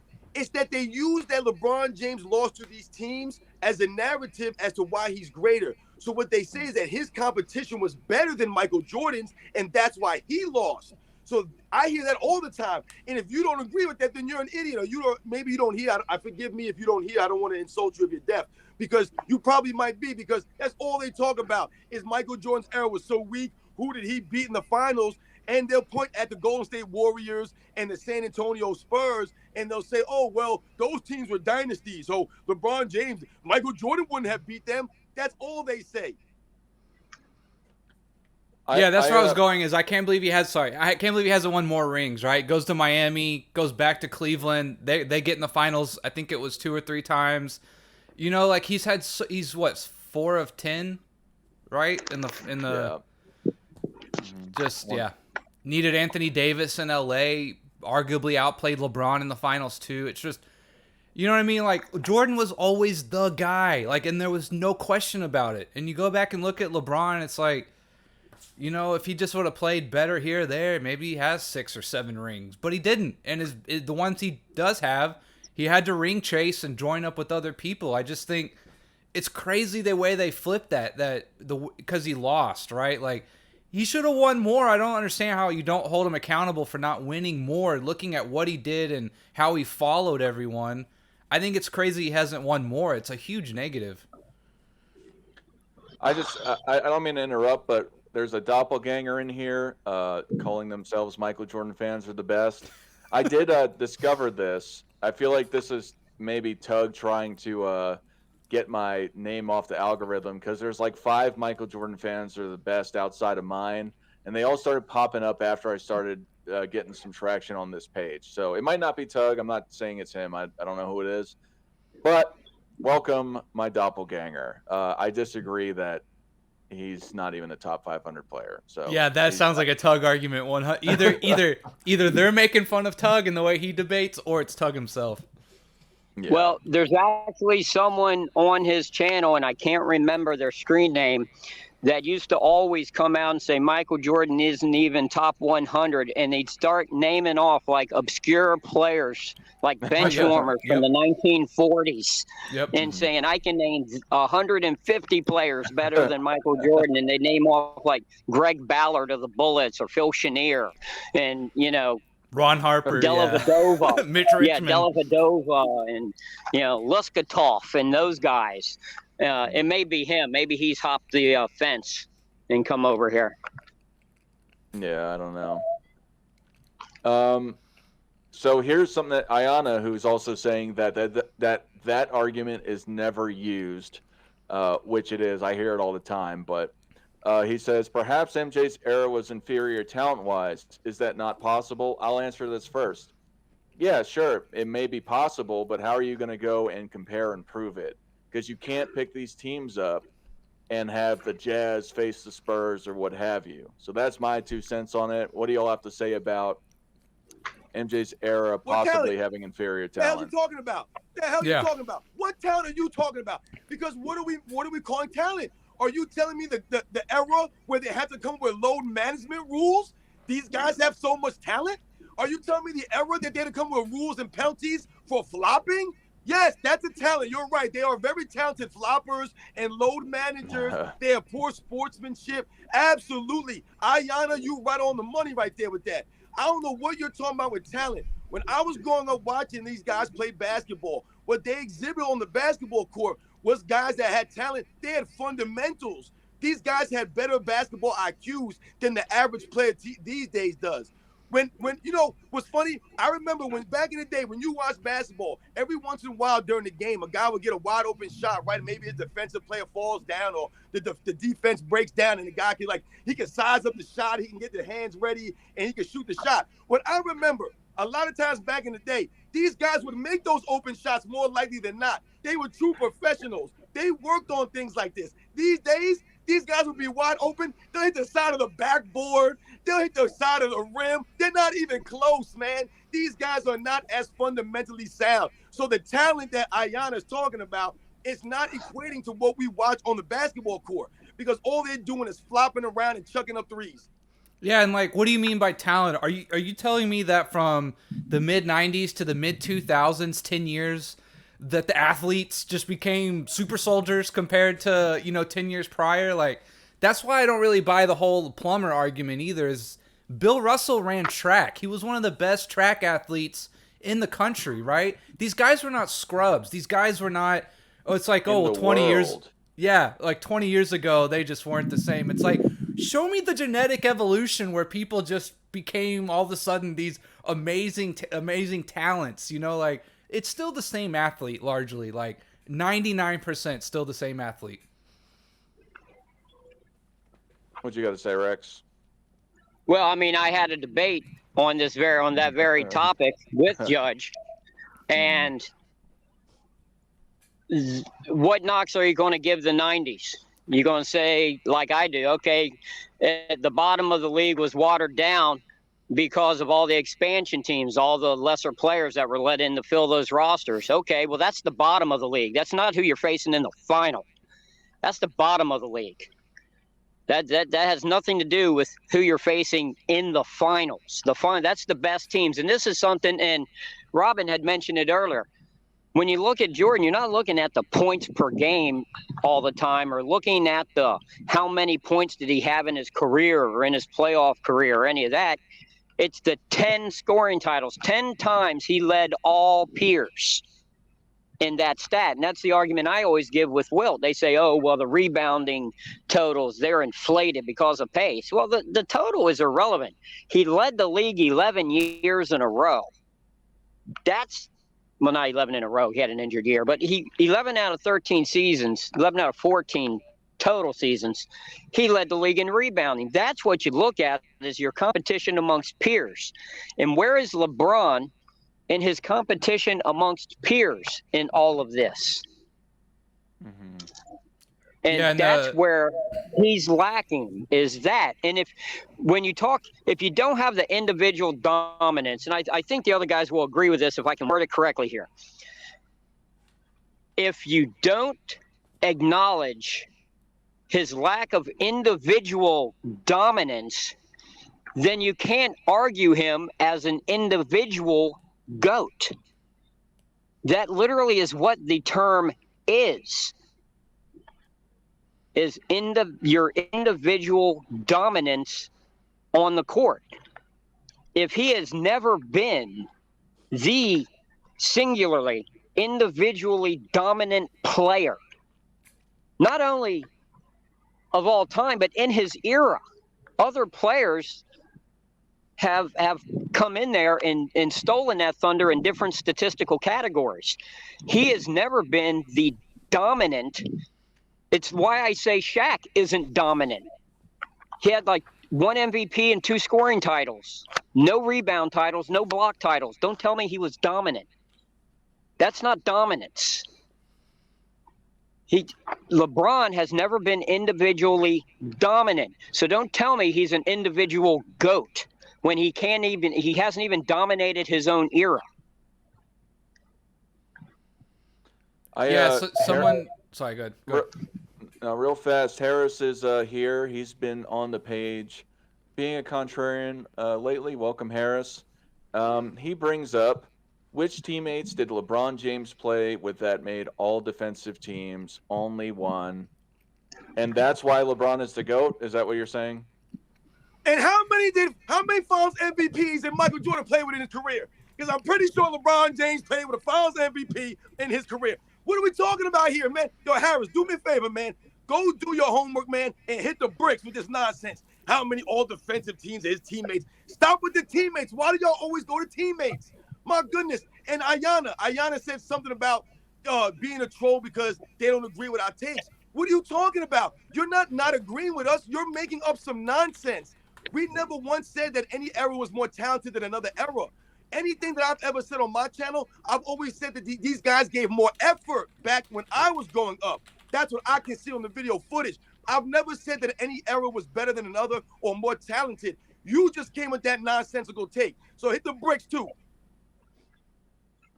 Yeah, and I don't say that either. I give my number 2 all time is Bill Russell. My number 3 is George Mikan. So I definitely don't use the era issue of who's got more skill to speak for myself as well.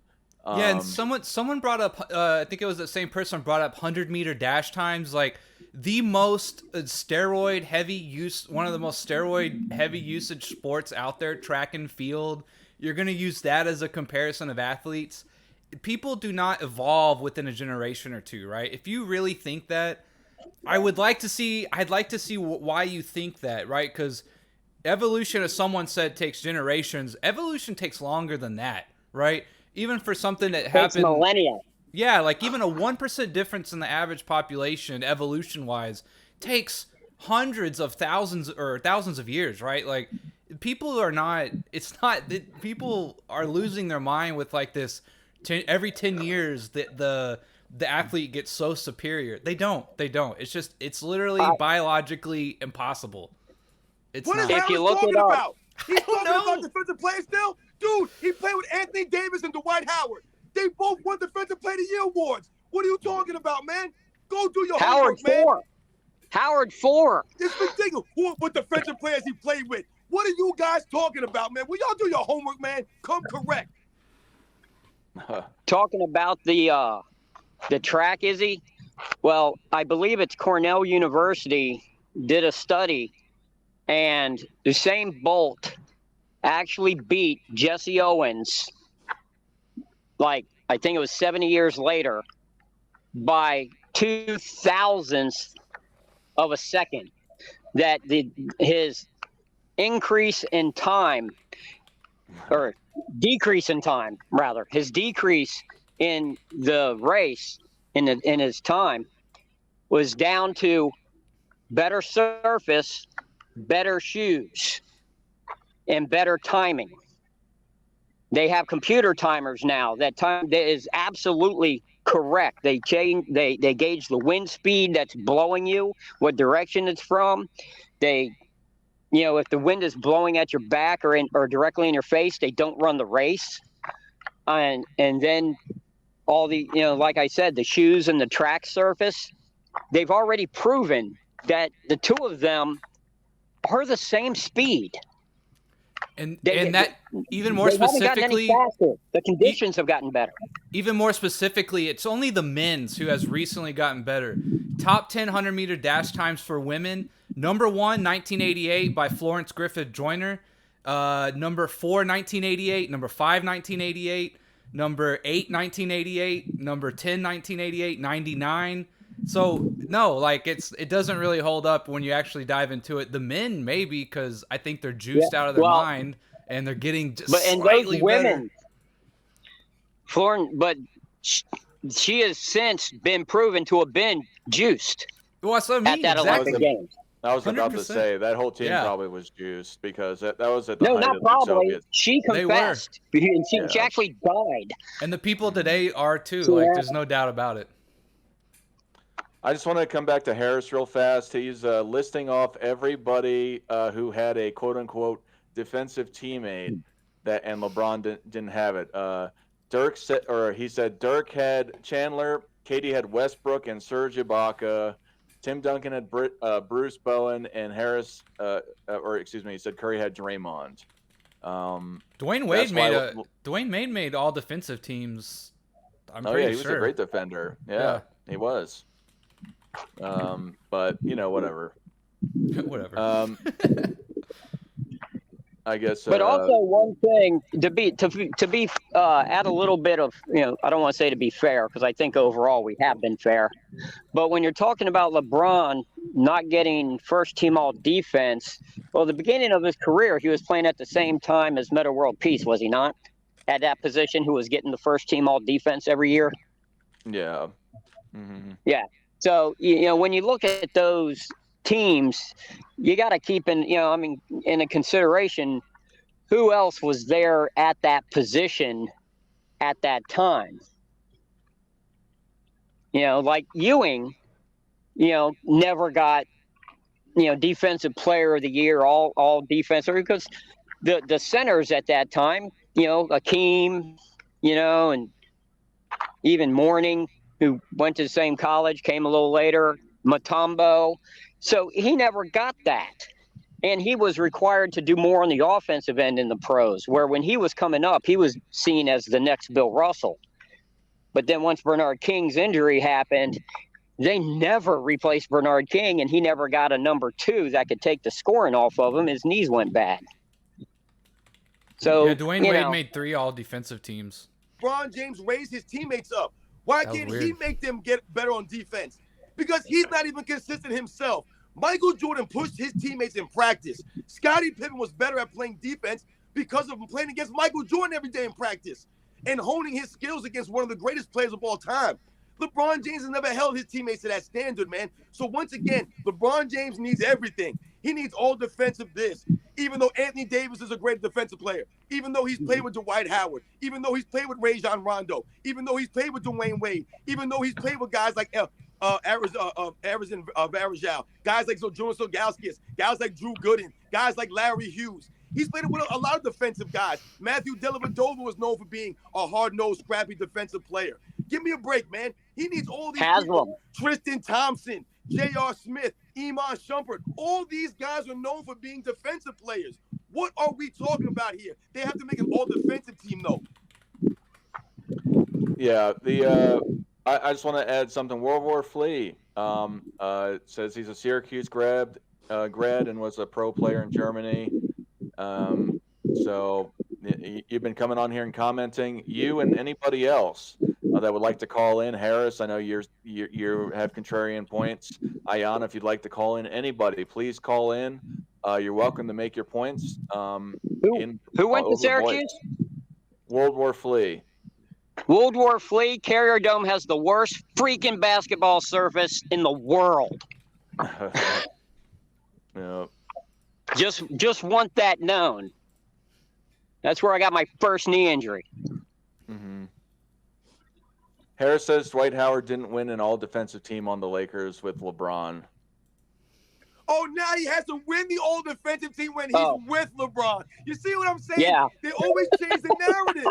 You guys are all about narratives, man, and bending reality here. The facts of the matter show that LeBron James has never been an all-time great defensive player in his career. He's never been consistent. The facts show that LeBron James had plenty of help in his career. Will you guys stop denying reality, man? You guys gotta be kidding me, man. You gotta be kidding me. Well, this is the thing, okay? A lot of their arguments are ballpark similar to some of my arguments, but they're using them in a different context. All right? If you're going to argue a GOAT, then you don't bring up teammates. You don't bring up, that with this all defensive teammates, all star teammates. Or if you're talking about the singular greatest player of all time, then you talk singular. It's a singular argument. If you're going to talk about his teammates, now we're having a team argument as to which team was better. That's not a GOAT argument. So if we're going to have a GOAT argument, stop mentioning his teammates. Teammates do not have anything to do in this argument. We're not saying his teammate is the GOAT. That's not the argument. Stick to the argument at hand or shut up. Well, LeBron's the GOAT because his teammates weren't GOATs themselves, so that's why he's the GOAT. Yeah, and also I don't know. In 1936, Jesse Owens set the 100-meter dash record with 10.3 seconds. Usain Bolt now has it at 9.58. So you're talking about less than a second over almost 100 years. Less than 3/4. Yeah, I think it's 0.73 of a second. Yeah, so it's like what you're saying. That's how much we've evolved in 100 years. That's not that big of an argument. And we're taking in like he was saying, technology, shoes, all these other kind of things. The surface of the track. Yeah, so they how ran much on action tracks. Yeah, so how much does genetics really count for that difference? It's even a sliver of the actual difference. It's crazy. Yep, I see. Okay, guys. I gotta go. It's 11:39. Real quick here. If you can. It's almost noon on a Sunday. Scrubs, bro. Beautiful sunny day. That's why the next GOAT will not be from Wilmington, North Carolina. That's fine at Wilmington, North Carolina. Yep. And that's funny. And that is sacred ground there too, which is crazy. It's really cool you went there. Well, to be honest, that like I said, I don't Robin wasn't here at the beginning. Very cool. This is not the actual court that Jordan grew up on. The actual court is on the other side of those tennis courts, and it's now the parking lot. There used to be two full courts with a concession stand at one end of it. That got bulldozed, and they expanded, put more tennis courts in another parking lot. So the actual court that him and Kenny Gaddison used to go head-to-head with their crews on is no longer there. But I'm in the same park. Like you can literally say I'm in the ballpark. Yeah. Well, but Rex, thank you for coming. Will you be calling back later, or are you just driving home, or are you just gonna? Are you done? I got to go home and I got to get my wife to work, and then I got to prep the boys for their end of the year tests. All righty. Well, thank you for coming, Rex. Yeah.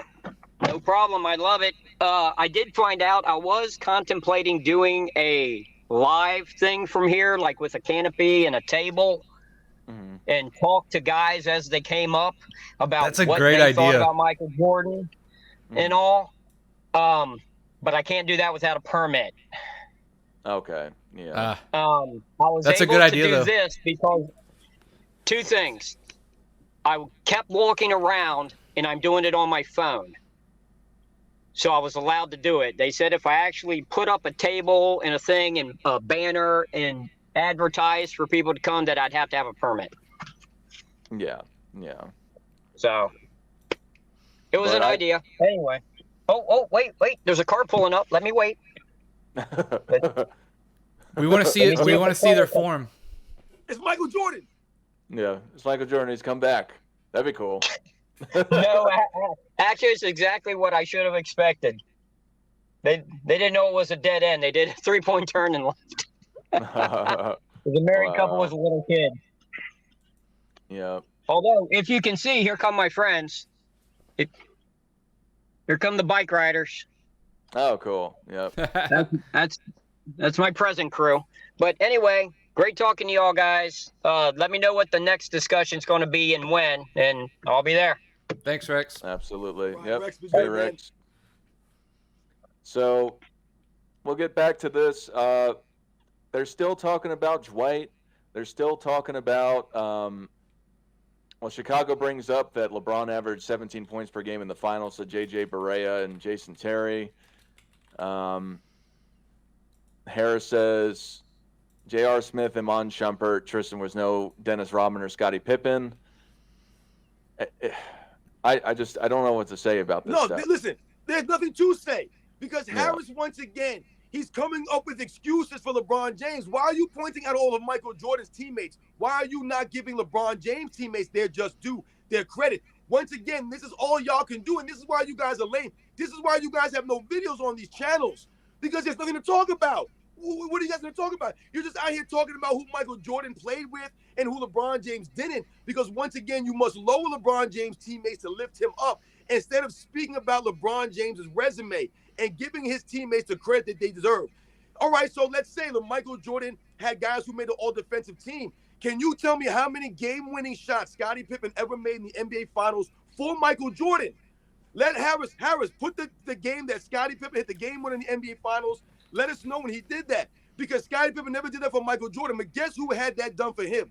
LeBron James had Kyrie Irving hit a game winner for him in a Game 7, where LeBron James stood in the corner and was biting on his nails, hoping that Kyrie Irving was going to make that shot, man. LeBron James looked real nervous. So let me know when Scottie Pippen made a shot like that to help him out in that kind of way. You're talking about defense and things of that nature.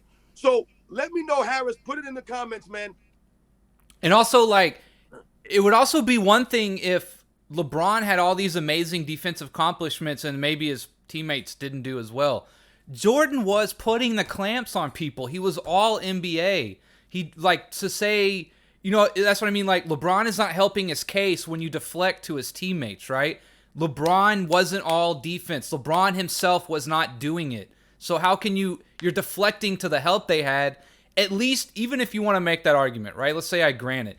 At least Jordan was doing his part. Jordan was all defense. Jordan was the leader on both ends of the floor, right? LeBron wasn't. That's why you have to go to teammates, because you can't compare Jordan's defense versus LeBron's. Not even close, right? It'd be one thing if they were both like subpar defensively and you were then going, okay, well, Jordan had greater help or whatever. But Jordan is up here compared to LeBron on defense, so it still doesn't matter. I don't really understand what that has to do with it, right?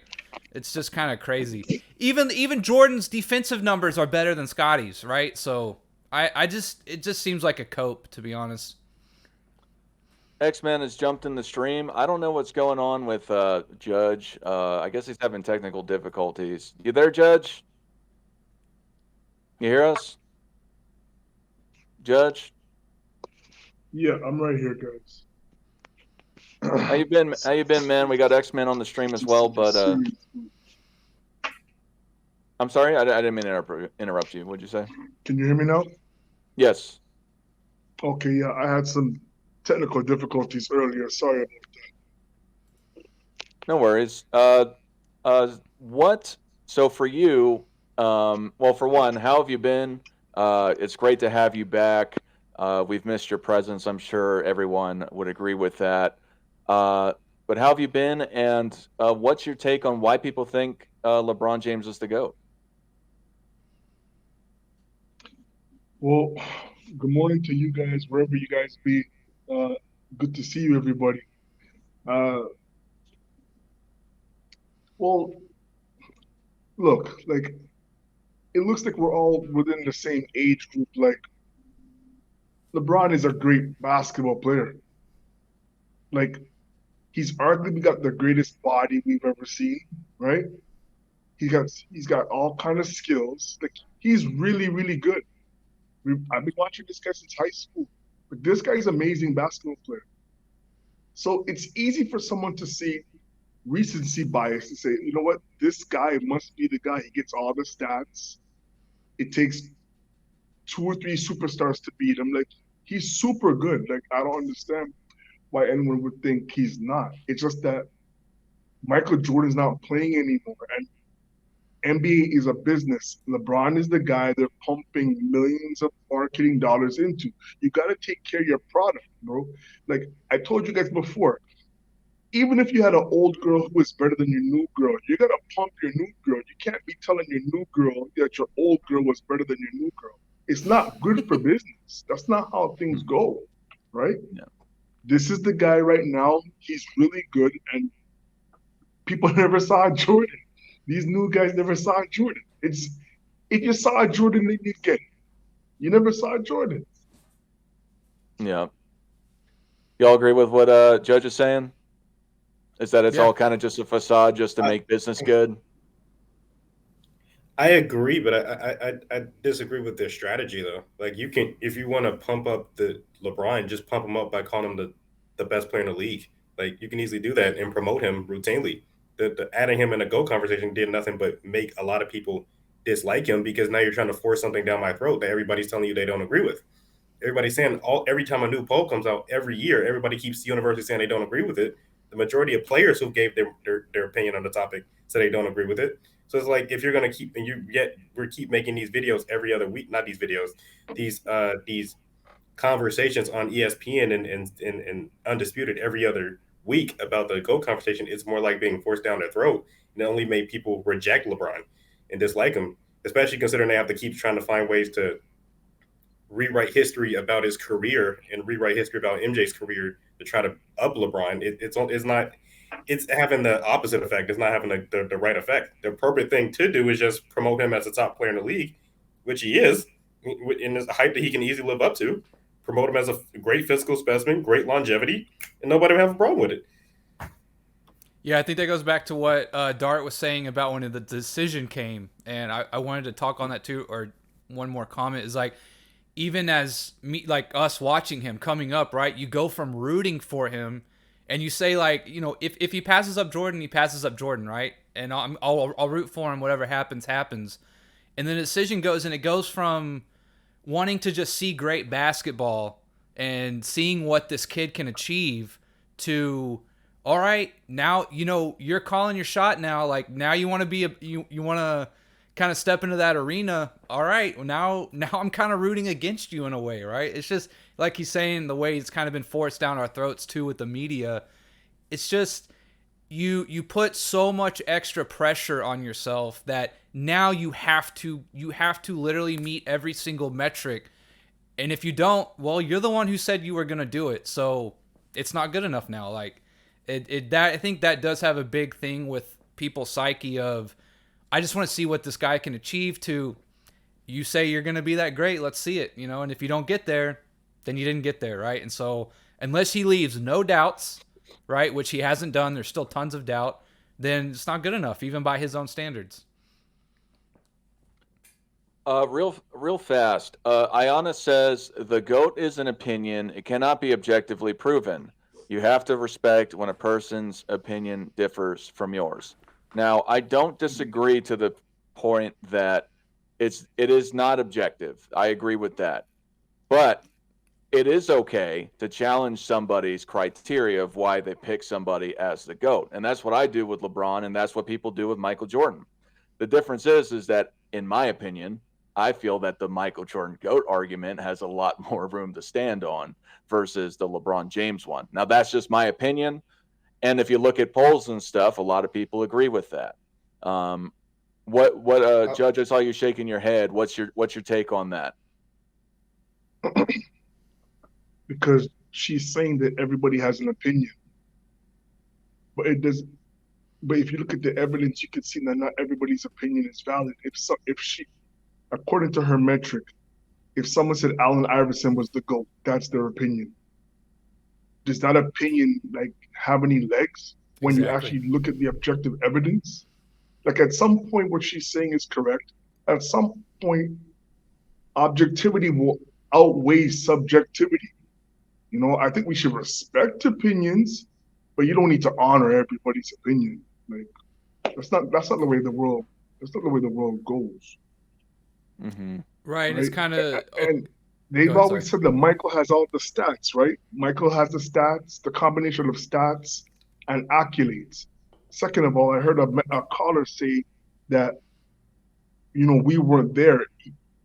You just can't watch every Michael Jordan game and grasp what Michael Jordan was if you didn't experience it in real time. Right? That's a factor.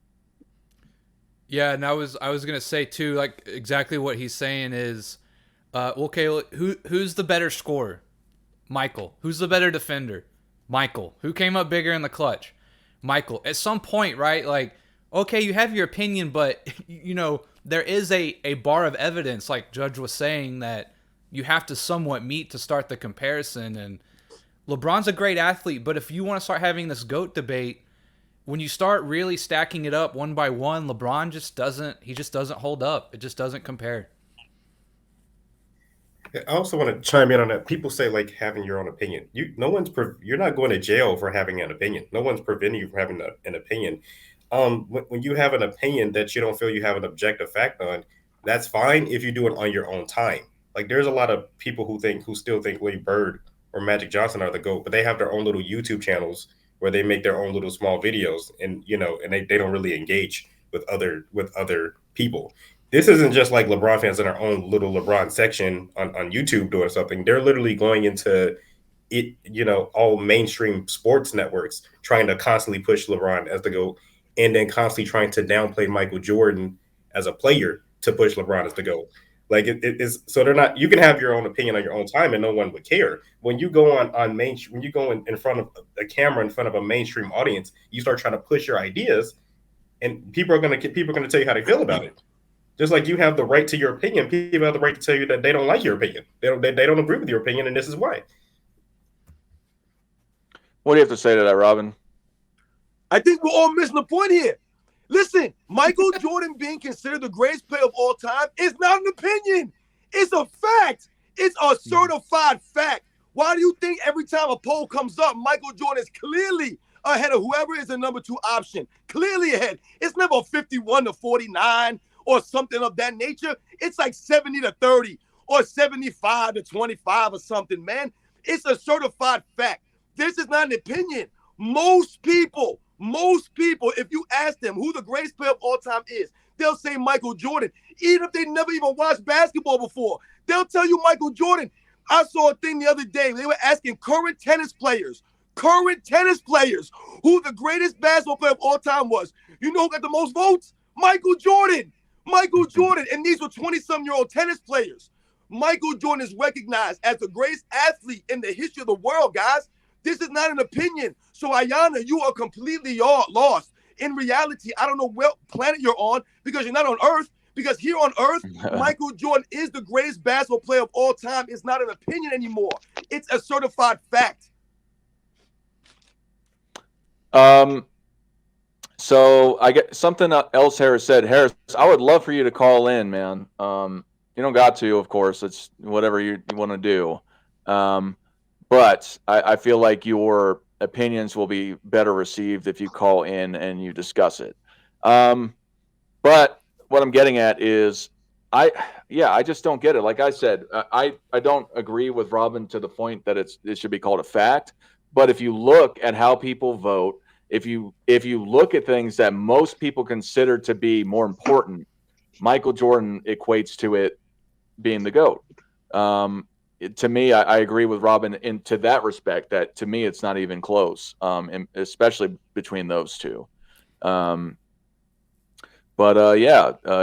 you'd like to call in, please call in, Harris. If not, you're cool to just engage in the live chat. Yo, Ayana said something else I wanted to address. They said something about LeBron James is recognized by most people as the second greatest player of all time. Who the hell are you talking to? See, once again, you're watching too much of the mainstream media. Maybe the mainstream media has LeBron James as the second greatest player of all time, but true basketball fans, most true basketball fans, do not have LeBron James as the second greatest basketball player of all time, man. They do not. So, Ayana, you can kick bricks with that stuff, man.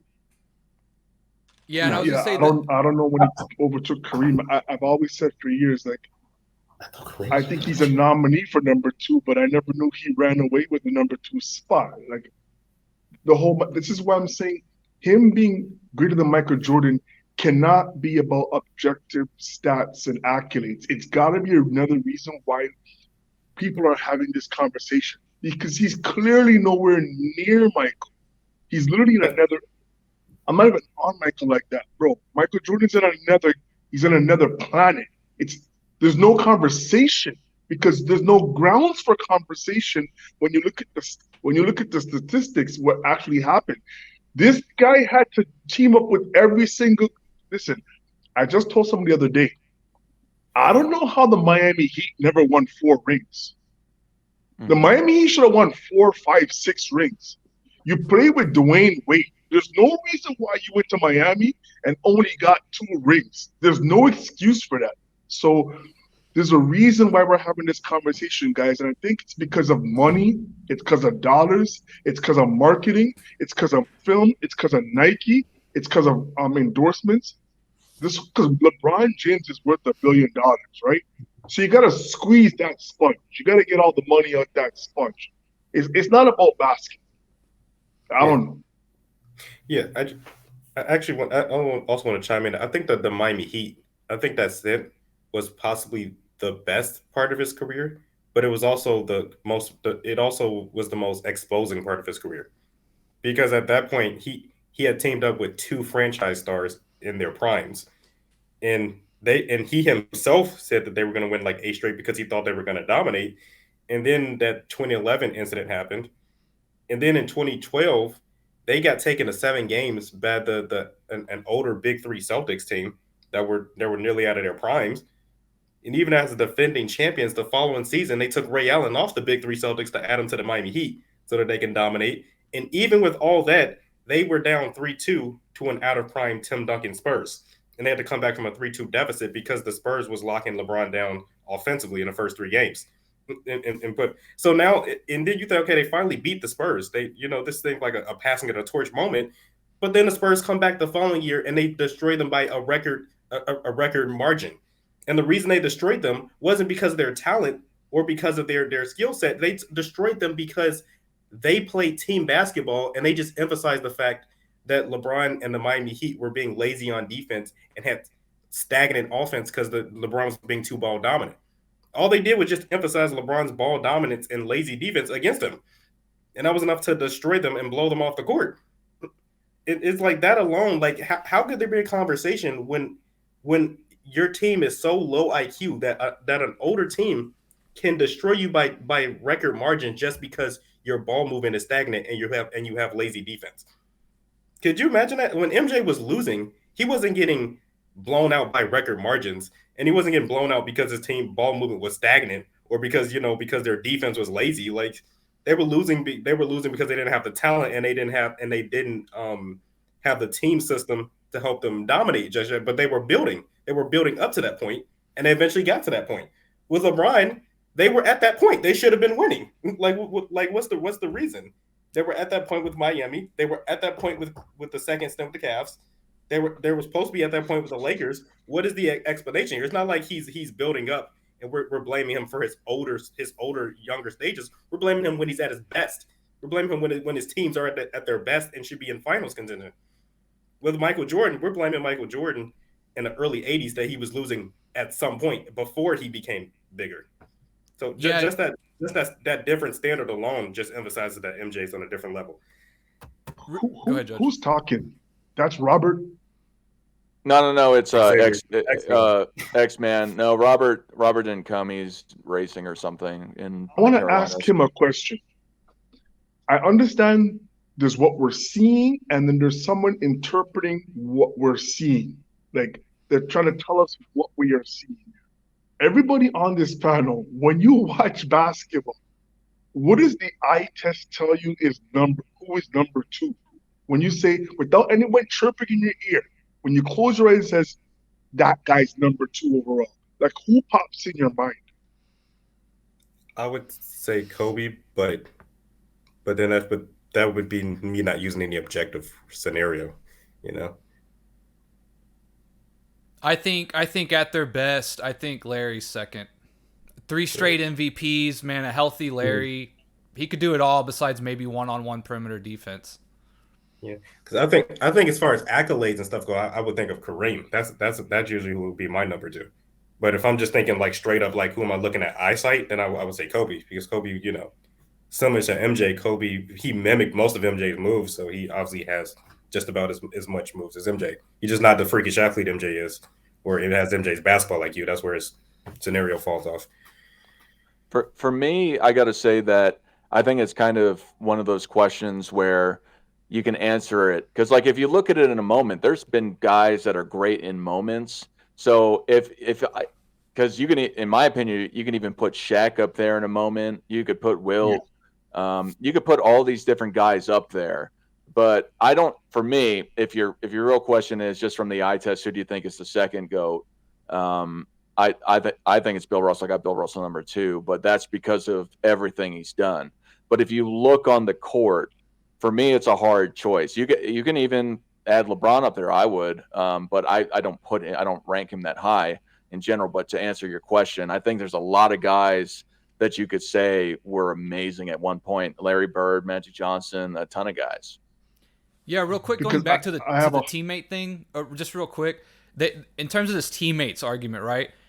Again, it would be one thing if there were times when Jordan got bailed out by his teammates or his teammates outperformed Jordan. Never happened. Then on the other side, it'd also be a better argument if LeBron was always the guy who was definitely head and shoulders better than everyone, and you could say, man, if he just had his teammate make that 1 or 2 more shot, maybe it'd be different. But there are times when LeBron even gets outplayed by his own teammates, right? So this whole argument and deflecting to teammates, it just doesn't hold water because Jordan was always the guy, no matter who his teammates were. LeBron was not always necessarily the guy in series and times like that, and he disappeared, right? So it'd be one thing if LeBron was always, you could say LeBron did his part. LeBron did his job. Maybe he needed another guy or 2 or whatever, a specialist or something, right? But that's not even the case. So you can't even, the door is already open for doubt in terms of the teammate argument. It just doesn't follow. Also, LeBron, we can't say that LeBron necessarily does everything he has to do to win for the most exactly part. Like he does, like he will like put the team on his back. Like that part he'll try to do. But I mean, like as far as skill set, like as a guard or a small forward, the immediate thing they always tell you to do is have a reliable jump shot. And LeBron refused to work on his jumper for a big portion of his career, like the first 8 or 9 years of his career, until he felt he was forced to because defenses kept using it against him so problematically, right? Even when he finally started heavily focusing on his jump shot during his second stint with the Cavs, his defense got lazy. So you can't say I'm doing everything I need to do to win if you're being lazy on one side of the ball, and just pick and choose where you're going to play defense. Another thing is that they'll tell you if you're a guard or small forward and you're the leader of your team, they'll tell you to learn how to dominate off ball, run off ball plays so that you don't have the basketball in your hand 24/7 and it makes your offense less predictable. LeBron, for his career, he has to have the ball in his hand because he has to shoot 20 some points and he has to run the offense all game long. That's his offensive shtick. he refused to change it for the majority of his career. So we can't really say LeBron's doing whatever he has to do to win, because he's literally refusing to do things that would benefit his team or help his team perform better. We can't say that for Michael Jordan. He literally did keep adjusting and keep adding things to his game so that his team could perform better. Real fast, Judge, I think you were trying to ask a follow-up question. What was your follow-up question? No, because I hear you when you said Bill Russell. Like, I have a hard time putting, like, we had that show previously where we had our top guys. I had to put Magic Johnson on my team over LeBron James because I look at what Magic did. Like, Nick mentioned Larry Bird. So this guy's going against guys like Larry Bird. This guy's going against guys like Charles Barkley in his prime. I look at what Magic Johnson did in his short career. Mm-hmm. How much success he had in a short time. Clearly, his time was cut short. And he played with Kareem when Kareem was not in his prime anymore. But he has more success than LeBron. So I don't believe this whole narrative. And I don't think today's fans should be getting caught up. But it's a different age, guys, where it's not about objectivity. It's about clicks. It's about likes.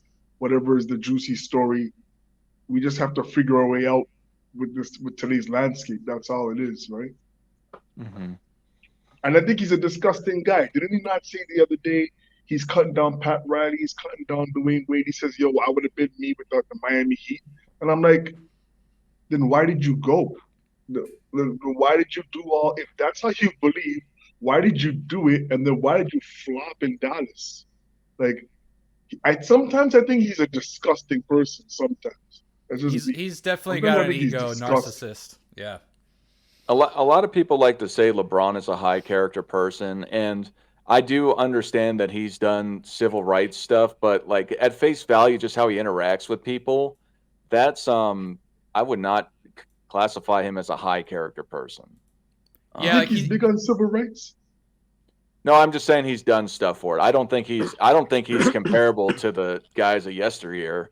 He tweets about it a lot. He ain't done nothing, Dart. He didn't do nothing. Listen, when the guys had to strike during the bubble, the Boston Celtics and the Milwaukee Bucks said, yo, we're not playing.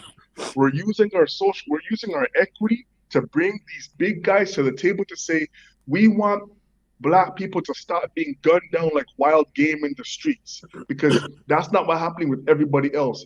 The players had to strike.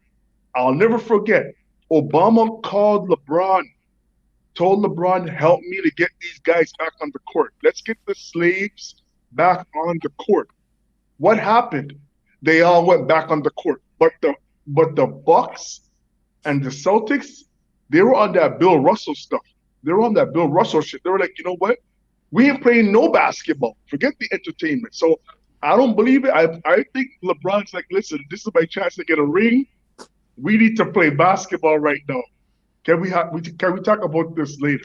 I don't look at LeBron like that. And that chartered school, it's not a Black-owned school by Black curriculum with Black teachers teaching true Black history in a manner that teaches Black kids, that evens the playing field. He played by their rules and got a school named after him. Kudos to him, but been there, done that. We've seen that. He ain't Umar Johnson or no crazy shit like that. Yeah.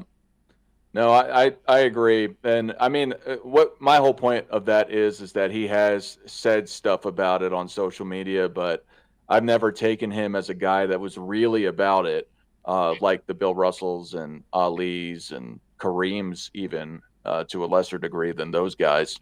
In his defense, he's done some good stuff in the community, but again, I think he does that for PR more than a sincere. It's coming from a place of sincerity. I think he does a lot of stuff for PR. You know, again, money is money, resources are resources, right? It is what it is, right? Like when he did the decision, he gave $3 million to the Boys and Girls Club, right? And that totally gets overlooked because of how he came off, right? He's done some things, but I think it comes from a place of PR rather than some kind of sincerity. That's just my 2 cents on it. Nick, tell the truth. You think he's doing way more than JJ Redick? You think he's doing way more than Jalen Rose? Like, do Oh, you well, think? I mean, how much he's doing or not doing, I'm not saying. I'm just saying he's done some stuff, but I just think it comes from a place of I need to, this is more of a PR and a front than some kind of like he's really sat down and really thought about it and has really gone through the weeds on all the issues and he's got his ducks in a row, right? I think he just kind of wants to put the front for good PR. He has done like some good stuff in Akron and he's done, this and that, right? But again, is it really sincere or is it PR move? I have doubts. What I'll say is that I think LeBron, he's more of a product of this current environment of like of what they call it, this environment of like people trying to do extreme things for attention, and when other people don't get involved in it, they call them sellouts. So a lot of black public figures, they feel pressured to say things, or else they're going to get antagonized, right? Remember Michael Jordan, he donates to causes left and right, but to this very day, will people's rubbing down that he hates black people, that he hates his own people, that he doesn't care about his people because he doesn't make cliche speeches. So I mean, I feel like LeBron's more so, he's just more so a product of that. Like he sort of has to say cliche speeches like most black public figures, or he's going to be antagonized more so. So that's kind of my take on it. I wouldn't really antagonize him for that. I really don't care about that stuff. But as far as who he is as a basketball player, I think people mix up. People don't seem to have the ability to differentiate between passing and actual team ball. Like they just say, "Oh, I'm passing and I'm racking up assists." That means I'm playing team ball. That's not what team ball is. Team ball isn't just passing and racking up assists. Team ball is passing when they need you to pass, scoring when they need you to score, agreeing to play off the ball so that you don't always have the ball in your hand, and other people can play make. Playing defense, not getting lazy on the defensive end, so your team doesn't have to play 5-on-4. That's what team ball is. And people just think since he's racking up a lot of assists, that means he's really this team player, and they're willing to ignore a lot of the obvious flaws. Yeah, And like Jordan's. I said, like I said, I recall them saying that at one point he tried to get Eric Spoelstra fired when he was on the Miami Heat, but he couldn't because Pat Riley wanted Eric Spoelstra to stay.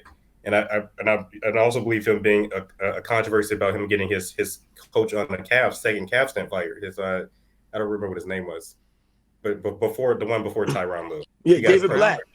David Mike Black, Brown? even though David Black. The one who took them to the finals in 2015 and then had them 30-11 in 2016.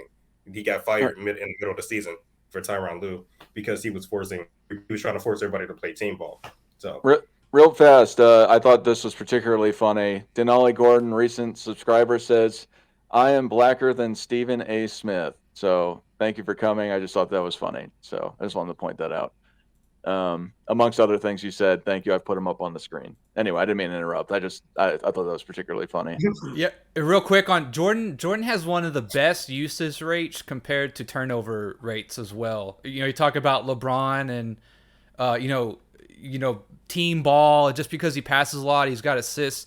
Jordan has one of the best usage rates to his turnover percentage that I think so far that I've come across. I haven't really dived deep into it, but he didn't turn the ball over a whole lot either, right? If he had the ball, he either got a good shot or he made the right pass, right? And I think that gets overlooked too, is that just because you have the ball a lot and you pass a lot, that doesn't necessarily mean much in a snapshot, right? And just because maybe Jordan didn't necessarily pass the ball around as much, he was still more efficient with the ball, which is what you need for your team, right? To be good on the offensive end.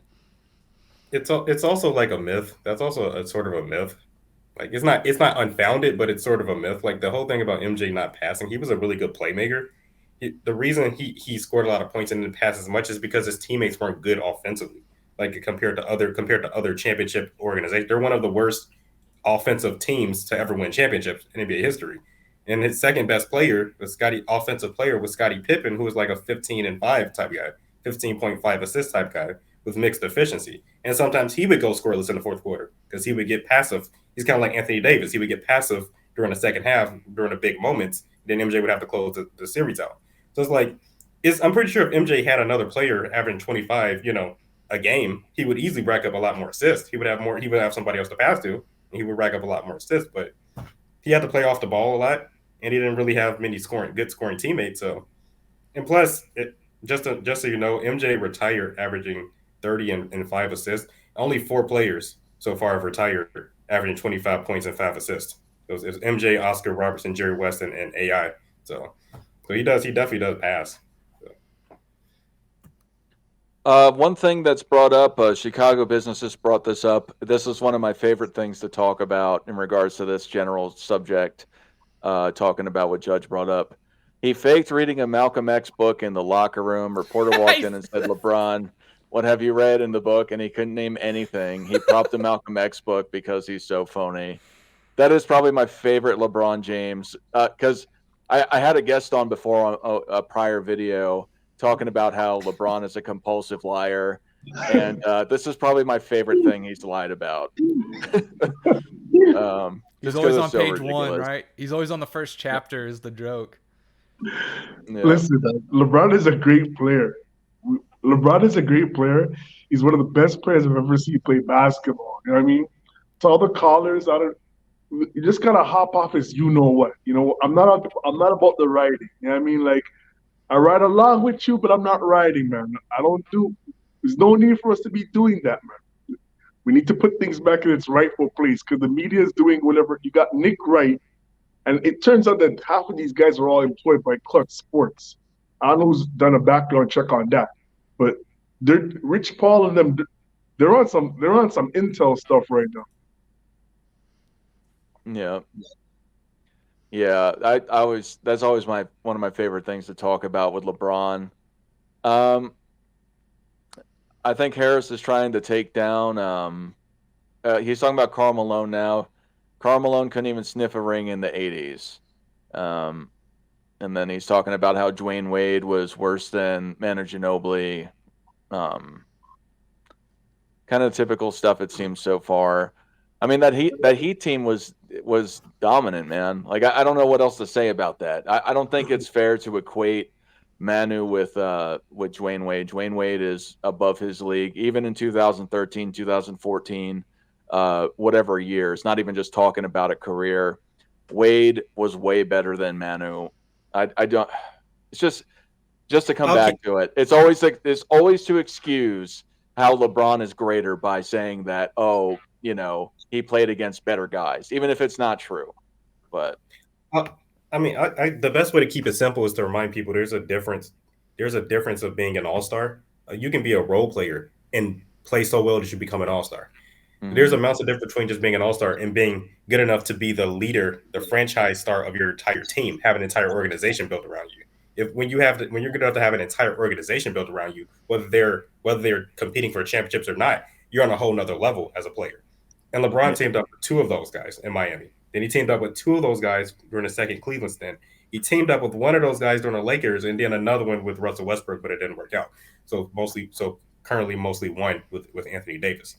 So I mean, trying to compare LeBron's teammates to MJ's teammates, sure, or MJ or anyone else's teammates, sure, some of them may have developed into an all-star, or some of them may have developed in playing at an all-star level, but LeBron's teams were franchise stars, and they were all-stars before they even teamed up with LeBron. They were pre-existing. That doesn't have much to do with LeBron's leadership. Yeah. If he played with Manu Ginobili, he wouldn't have lost. Because remember, a lot of it, how we look at Manu, is based off of Manu's role on the team. He agreed to come off the bench as a sixth man. Manu was a certified starter, and he didn't make a lot of money from that. If Manu was more like, no, I need to start, we would be looking at Ginobili totally different. And I think he's more of a big game player than what most people give him a credit for, Mm-hmm. I think Manu's great, but I think a lot of people try to say he was better than he was in respect to the Tim Duncan not being that great argument. Because a lot of people like to say, well, Tim Duncan had Manu and Tony. Both of these guys were not touted as great prospects. So, and it's not to say they weren't great players, but rawly speaking, they were not comparable, to Dwayne Wade or all these other guys, Chris Bosh. In total, they just came on the team. They were great players. They were all NBA players, obviously. Made a lot of All-Stars, won awards, Parker and Ginobili. But to the point is that you're going to go and say that Dwayne Wade isn't as good as these guys. Dwayne Wade was an absolute monster.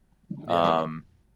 And this is the point I was making about playing in a team system. That's the purpose of the team system isn't for the star, it's for the role players to step up. It's for your teammates to step up. You as a star could dominate in pretty much any system. Right, that it's not for you, it's for your teammates to step up. That's the beauty of a team system. That's why Manu Ginobili looks good. They play in a good team system that utilizes their other teammates.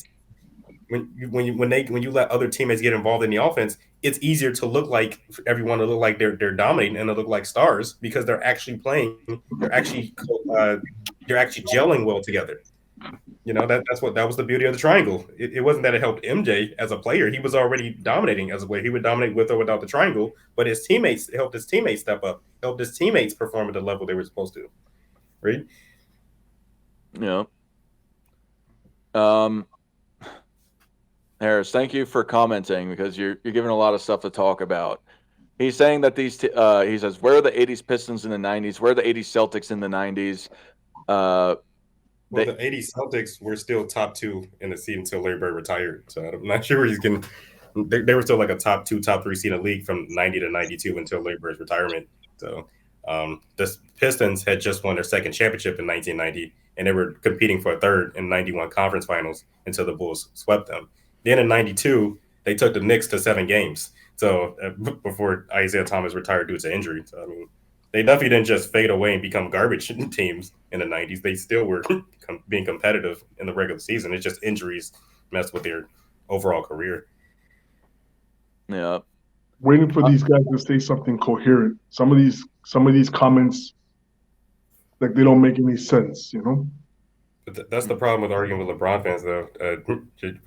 They start off by pretending like they have the facts, and then you come with the actual facts. Then the arguments just they start going to name calling and just random statements, and downplaying teammates and disrespecting every other legend up LeBron. So I don't even think that's just LeBron fans. I think that's any debate in general. You guys probably argued or debated anything in your life. When you bring up, it's like a match. You say something, they say something. You say something, you hit them hard. They don't know how to come back. They go for a low blow. It's like you need to learn how to debate and argue and communicate effectively. That's all. Yeah, I think. I forget what I was going to say. Never mind. I had it on the tip of my tongue. I forgot. I don't remember. Oh yeah, if you'd like to call in, please call in. I just dropped the link again. Love to hear any sort of contrarian opinions. Yeah, if not, you can just call in and just join and talk on this side of the aisle as well. One thing that I don't understand, talking about the LeBron fans, this is what I was going to say, is that you go and you say all these things that show how dominant Michael Jordan was as an individual and in a team sport, and then a lot of LeBron fans will start naming off statistics, longevity statistics. But it's funny. It's kind of like saying, like, they're pointing out the obvious. They're like, oh, well, how many points does LeBron have? He's got a lot of points. He's number one all time. But you'll go and you'll say something, well, Michael Jordan has more championships. Michael Jordan has higher points per game. And then they lean on these arguments of, well, he had better competition, which is subjective because you can't prove that, for one. Two, they'll go and they'll argue in this way. It's comical. They'll be like, you'll say all this stuff and then this is a comparison. This is a metaphor. They'll say, what color is the Chicago Bulls home jersey? And you'll say red. And they're like, that proves my point. LeBron's better. You know, but they'll do that with like the points. They'll do that with the finals appearances. They'll just be like, here, count. And it's like, well, you're counting or doing things that are irrelevant to the success in the game. Also, MJ averages better numbers. I'd make sure I clarify that part. I feel like not enough MJ fans bring that part up. LeBron has better longevity stats. MJ averages better numbers for his career. So he's not just a complete player who does things all that don't fall on the statistics sheet. He's not just a more complete player than LeBron. He also averages better numbers than LeBron. He also has more offensive and defensive accomplishments than LeBron, and he has the accolades than LeBron, and he wins more than LeBron. So Yeah, I brought this up just Jordan's utter dominance, right? I understand you can't give people credit for what they didn't do, right? But if you look at Jordan's career and you average out the numbers, in Washington the numbers kind of go down, you kind of average that out. If he just simply would have played to that last game in Washington, right? Played all those years, he'd be first in points, first in steals, he'd be top 10, around top 10 in assists. Now goes the passing argument now disappears, right? And in rebounds, he'd be like top 60 or 50 for a shooting guard, which is unheard of. And I can't remember what the last stat is. Like, oh, blocks. He'd be like top 60 in blocks too, right? If he simply just would have averaged, the longevity versus peak argument, right? Jordan's peak was unprecedented, right? His utter dominance when he played almost could not be touched if he simply just would have played through his career. Like, it would be so undeniable, right? He'd be first in steals, points. He'd be top 10 in assists. For a shooting guard, he'd be top 60 in blocks and rebounds. Like, his overall stats, if he just simply would have played through for the longevity argument, he'd be in another universe, right? Like 2 universes away. So, yeah, I agree with that Michael Jordan fans don't do a good enough job making that point. Yeah. Nick, what I want to point out was I keep hearing this argument that LeBron had played against better competition in the finals, right? And they keep bringing up the Warriors. So if we look at any team that's a championship team, generally speaking, these teams have like an MVP on their team or a guy who's runner-up or third nominee for MVP. And I'm looking at what LeBron. Maybe you can help me, but when I look at LeBron's rings, his finals, like who was he going against outside of Steph Curry, who was an MVP or MVP caliber player? Who was he losing to? Because I saw Jordan have multiple finals against Karl Malone, who was the MVP.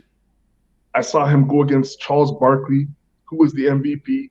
I saw him go against Magic Johnson, who was a year away from the MVP. Like he was going against creme de la creme players. He lost to the Spurs twice.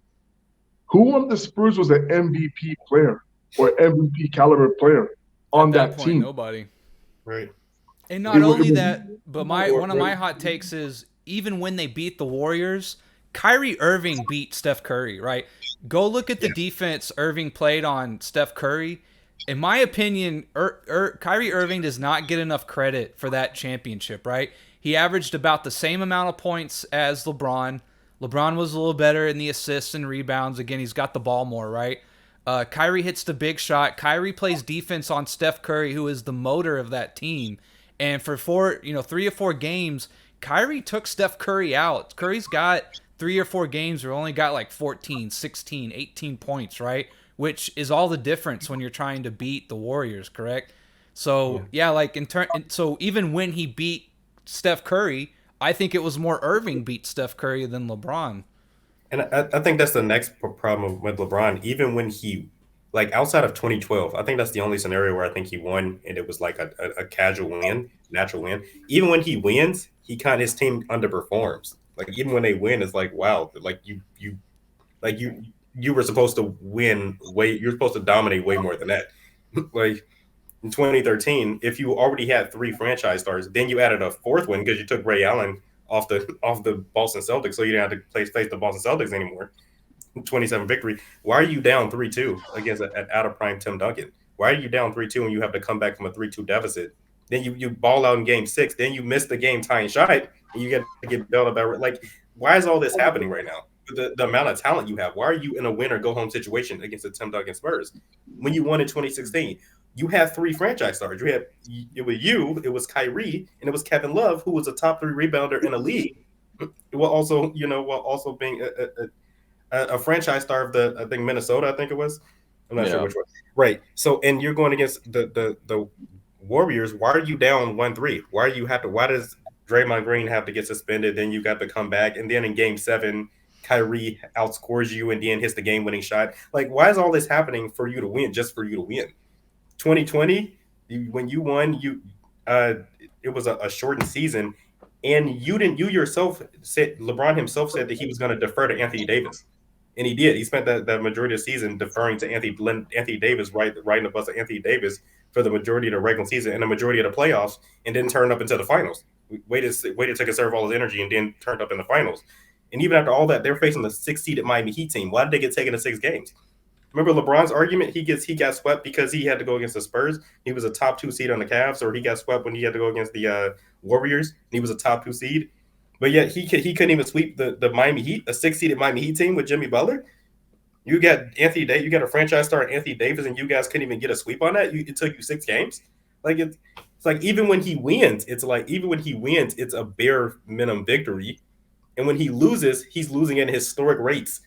Like it's outrageous. Let's be fair to LeBron.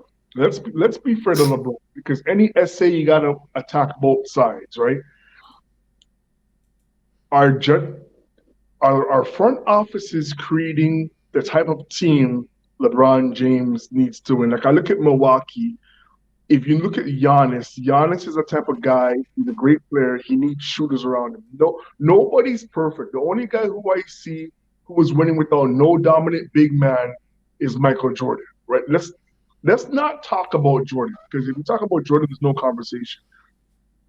Are NBA front offices creating a great team around LeBron? And if so, which year made an ideal team for LeBron James' skill sets and his weaknesses? Outside of maybe 2013, I can't say any office built an ideal team around LeBron, because in order to build an ideal team, LeBron would have to agree to play off ball, and he won't.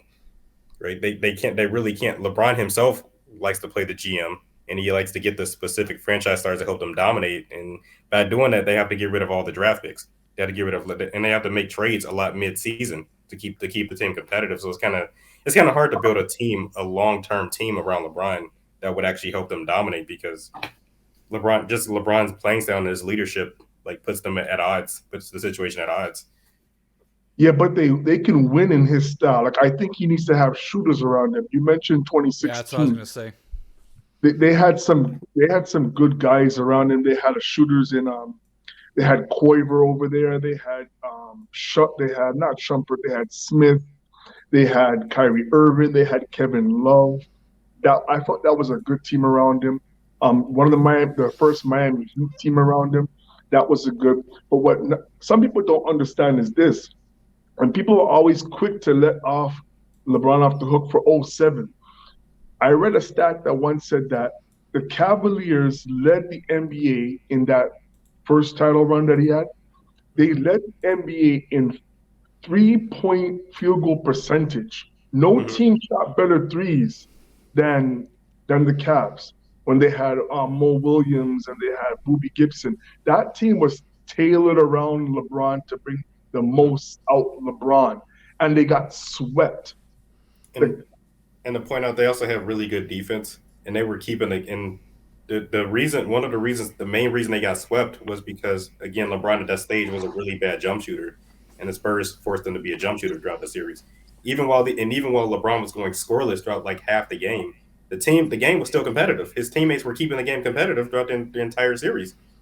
So most of their losses were like single digit losses. They could have won several games if just LeBron just performed better offensively in that series. Yeah. Mm-hmm. The reason why I bring that up is because I believe front offices have a lot to do with the championship banner going up or not going up at all. And I look at the times where LeBron had the ultimate team around his skills and weaknesses. Like, we can't do no better than this. We have former All-Stars coming off the bench who can shoot, and you still losing. Like, look at some of these Laker teams around LeBron. They're not that really good for LeBron, right? Or what they had around Kobe in the end. It wasn't really that good. There are times where you had the ideal team and it still never went your way. And I don't know why the fans are not taking this into consideration when they're arguing against a guy who went 6-0 in the finals, never had a game 7. You got to be fair. You got to take the good and you got to take the bad and make a sandwich with it and be like, do you want to eat this sandwich now? Because it don't look good. Well, I just want to add, too, is that in regards to LeBron's management, especially when he was in Miami and even in LA. I feel like they've really set him up. Even in Cleveland, I think he's had great management his entire career. To be fair, like you're saying, Judge, he he fumbled it in the late 2000s. He was having 60+ win teams. He just wasn't able to get over the edge. Plainly, he just didn't have the best team in the league, let alone the East, for most of those seasons. And that's fine. It just didn't happen. He's a great player. He just wasn't the best player during that time, and that's why he didn't get there. The same thing applies with Michael. He wasn't able to get his teams there until the 90s. And when he did, he actually got there. He actually was the best. So, when you win, that determines that you're the best. And when you get MVPs and finals MVPs, it's a distinction of how much you're able to impact your team. And I think for management wise, LeBron has generally had great management his entire career. Not coming into that Cleveland team, got drafted, wasn't the best team, but just to the point of they made it something in the next couple of years. And then he goes to Miami. He's got Pat Riley, goes back to Cleveland. Griffin is able to get love amongst those other guys there. And then in LA, they trade for Anthony Davis, and they bring Westbrook, who he asked for, amongst other guys. He's had great management. Michael Jordan did too, but just to the point of is that I think he's had great management in across the board. Yeah, I think Also, LeBron being I like a think good teammate gets overblown as well. I think, to be a good teammate for LeBron means you have to bend the knee to him and like not get in his way and not make him upset. And, I think him being a quote unquote good teammate versus Jordan, I think is one of the, I think of all the arguments I hear about Jordan and LeBron, that one might make I might have the most, disagreement with is that LeBron's a good teammate because he has higher assist numbers and he's such a nice guy, right? That's not your job as a teammate. Your job as a teammate, especially being the best player, is to be a leader and to demand the most from everyone else while also showing you're willing to put in the work, right? And LeBron goes from team to team. You're always worried you might be off the team tomorrow if you make him upset or if you don't do something he likes or the coach will be out, etc., right? I've always hated that. I think LeBron really is more of a cancer than Jordan ever was or ever could be, right? I think there's so much pressure and intensity around being around him, right? It's so tense all the time because if you make him upset, you're gone, right? And I don't think that's being a good teammate. I think that's just him leveraging his star power to get what he wants, and you're always expendable. You're always expendable to LeBron. And Yeah. I wanted to point out the difference what was the guy Michael Jordan fans best when you said about MJ and LeBron both having good management. I think the difference is the mentality. Like I said, when MJ was getting criticized early in his career, they saying he didn't hit jumpers enough, his defense wasn't good enough, he wasn't passing enough. Like so he kept changing. Like every year at 80s, 88 when his defense wasn't good enough, he started playing so much defense. He won defensive player of the year, and it was some of the top defense in the league. 89, they said he wasn't passing enough. 89, he started playmaking, and they made the conference finals. Like, you know what I'm saying? 90, he started playing off the ball more for the triangle, you know what I'm saying? And they start, and that was when they won their first three-peat. Stuff like in with MJ, like he kept changing. He even if it wasn't his fault that he lost, he felt that as long as I'm the leader, it's technically my fault. I'm responsible for it. And he just kept he didn't give himself any excuses. He just kept going until he won. With LeBron, it's always a constant cycle of victimhood, like where it may have made sense at the beginning. It wasn't necessarily his fault, but it just kept going. Like I said, by 07, you start reaching the finals. Your team has some of the best 3 points, is shooting the most 3-pointers in the league. Your team is helping you, bailing you out, even when you're not doing good offensively. You have a pretty solid team, but but instead of changing things about his game, you just kept saying, well, I don't have a good enough team. Then by 09, 010, you're winning 60+ games back to back. You're expected to make the finals. Your team underperformed. And again, instead of you taking responsibility, you're like, well, I just need another star. I don't have enough teammates. Then you get 2 stars. You get D Wade and Chris Bosh. And then you lose, you know what I'm saying? And then they say, well, LeBron, he didn't have the ball in his hand enough. He needs the ball more. They do that back to back, and then you get dominated in 2014. They're like, oh, D Wade was injured. Like, you know what I'm saying? Like, it's a constant victim. That's the mentality of LeBron. There's no excuses. Everything has to go perfect first for me so I can dominate. With Michael Jordan, it's like, Well, if I'm losing, I'm gonna keep going and keep pushing, keep doing what I need to do so that my team can win. You know.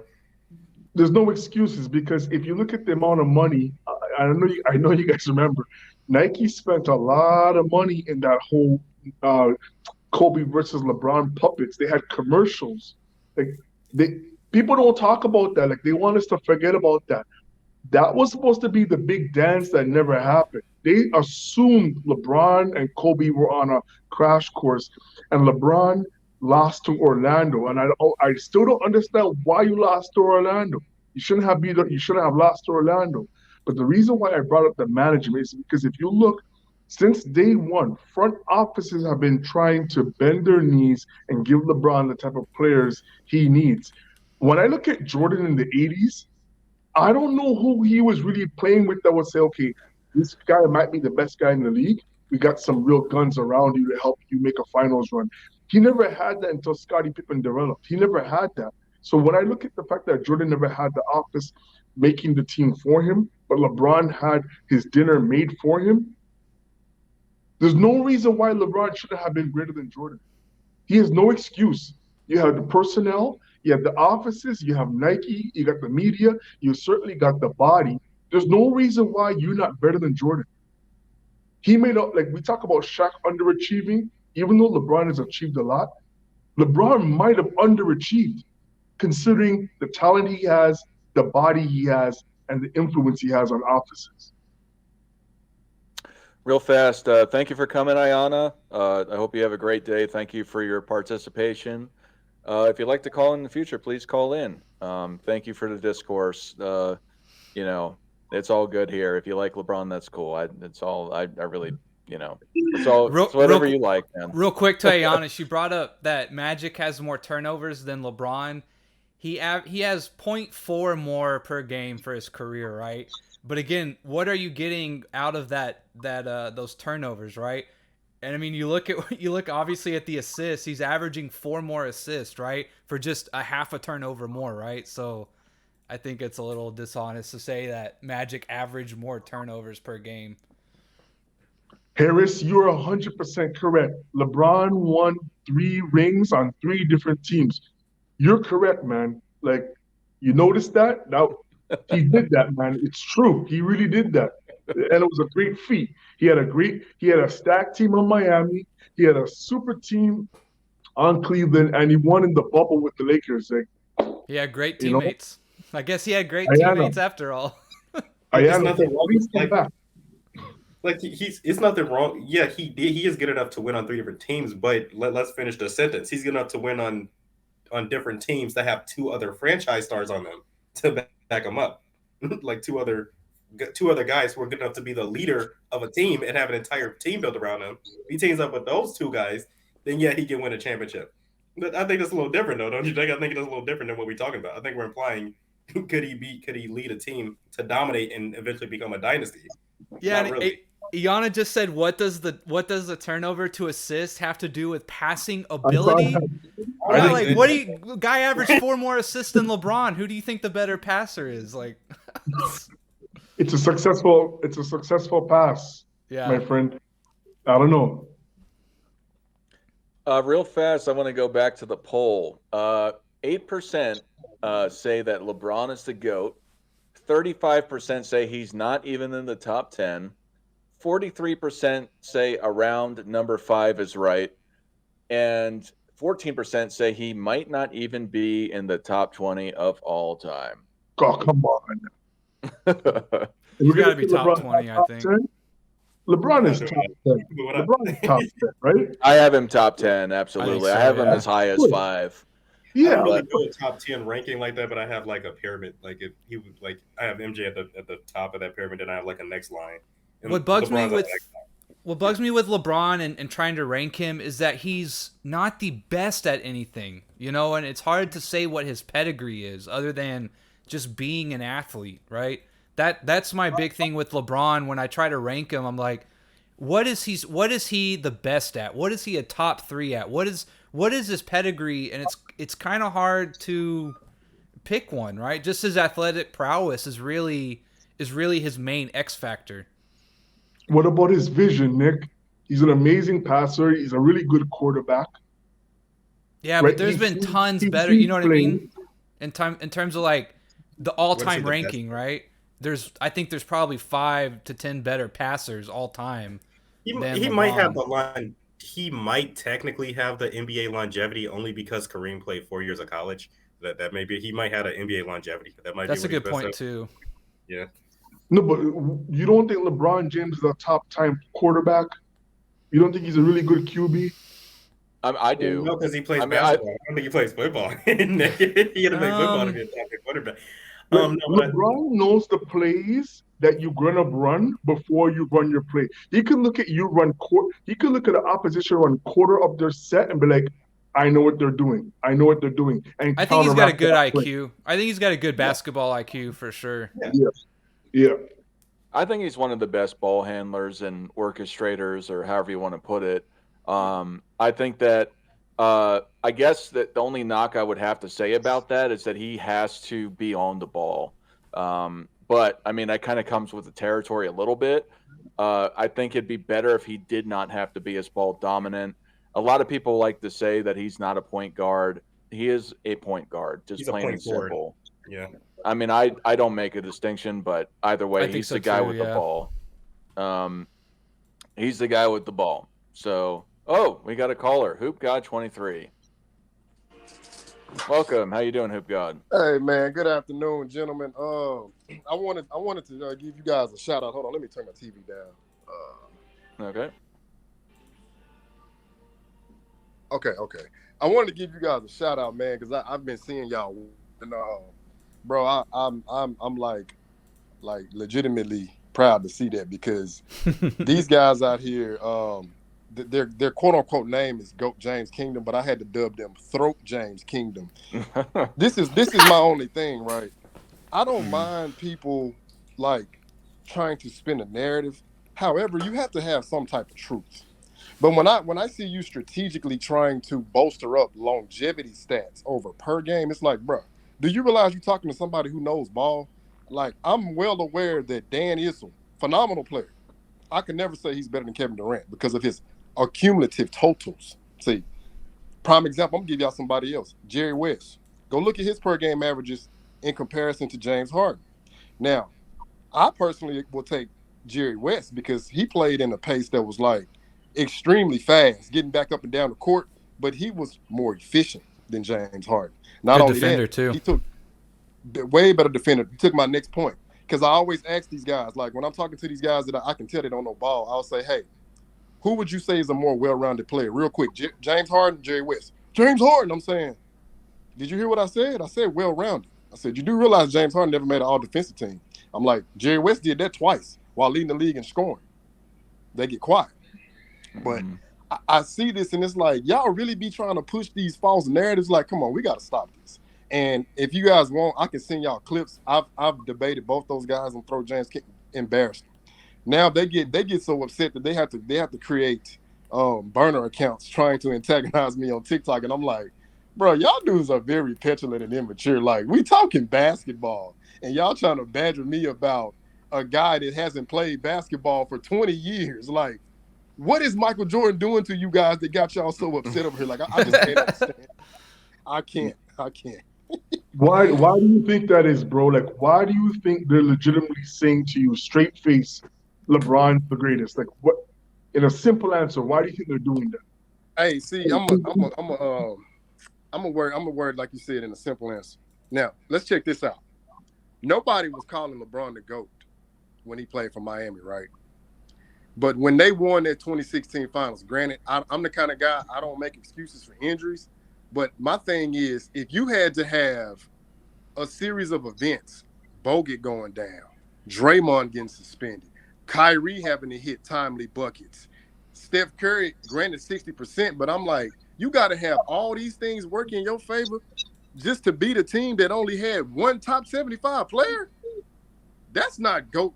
That's not a GOAT candidate to me. I'm sorry, that's not. Like, I'm looking at that roster, right? You got Kevin Love, a rebounding champion, a 30-30 guy. I'm here. Multiple-time All-NBA. You got Kyrie Irving, multiple-time All-NBA, three-point champion, All-Star Game MVP, FIBA MVP. Bro, you got established guys over here. Why are you down 3-1? You should be sweeping this team if you're the greatest player in the world. But see, they had to jump on that hook, right? When he came back there, oh, nobody's ever done this. But I'm like, bro, sweeping them would have been far more impressive. Like a team that won 73-9, you sweep them, I might actually consider that, okay, that might be something, GOAT worthy. But they realized that Michael Jordan set the bar so high.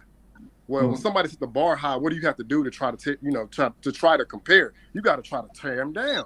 And I'm like, so now LeBron, if he wins a bubble ring, he gets a 4th championship and a 3rd MVP. That makes him better than Jordan. When you're telling me Jordan took a franchise that had 0 championships, gave them 2 3-peats, and established a dynasty, and LeBron is better than that. I'm like, LeBron couldn't even give Cleveland 2 chips, but Michael Jordan gave them 6. Nah, man, I'm not listening to that. Yeah, I think logically in people's head they try to say it's the athleticism. I think emotionally, I think it's like a generational thing. I think it might have been Judge who said it, but this is just this generation's guy, right? And they're gonna dig their heels in, and whatever they can do to kind of muddy the waters or what have you, that's what they're gonna do, right? So I think logically it's the physical prowess is the argument they try to make, but I think emotionally it's kind of like which is fine, right? We're all here for the generational versus generation. Yeah. It's fun, right? But I think emotionally, I think that's why people get so dug in with LeBron. Bro, I'm glad you said that, right? When they use the bigger, stronger, faster, right? I'm gonna ask y'all guys this question. When you guys consider Steve Francis bigger, stronger, faster than John Stockton? Yeah, Probably. or Steve Nash or something like that. Yeah, exactly. Yeah. And that's what I have to tell these young guys. I'm like, bigger, stronger, what does that mean? I said Gerald Green probably got the highest vertical of any of the 6'6" guys. He's a bench player. I said, what does bigger, stronger, faster mean? I'm like, y'all. I said, y'all not. I said, and I asked them that because I want to see their answer, right? And I tell them, I said, do y'all realize a guy named Larry Bird used to give Dennis Rodman? I consider Dennis Rodman the greatest defender of all time, by the way. He used to give him 28 to 30 points per game, easy, through 3 quarters. And would tell Chuck, put somebody on me. I'm like, go watch film. I'm like, I don't want y'all to take my word for it. Go watch the film. Larry Bird would tell guys what he would do to them, and they still wouldn't stop it. I said, basketball is skill first. It's athleticism and all that stuff after the fact. You got to have the IQ and you got to have the skills. And I tell them this all the time, like that bigger, stronger, faster, I don't care about that. Because if you don't have the mentality, you don't have the skill set, then you're really not even going to be a factor. That's just how I look at that. Yeah, and like to me, Wilt's. Go ahead. Let me say, I just wanted to say with that's the thing that kills me the most about the modern NBA is that they'll go and they'll do these combines and they'll openly say we're picking these guys for upside and potential, and that means is that they're picking guys that are stronger, faster, can jump higher, etc. Because one of the guys that was on the 76ers a few years ago that was a high draft pick who was projected before he got injured to be number 1 overall draft pick was Nerlens Noel based off his athleticism. And there's so many guys in the league that come out the league, they get kicked out the league or whatever, they don't get another contract because they don't know how to play basketball. They're really strong, they're really athletic, etc., but they don't pick up on the game. They get all this money because of their physical attributes. And then you get a lot of guys, particularly a lot of college players that played for a few years that might not be as athletic, and they get pushed to the side. They never make the league, although they're great players. One guy, before I pass it off to somebody else, that has made the league that I'm really happy did well, and another guy that got on the 76ers who was undrafted is TJ McConnell.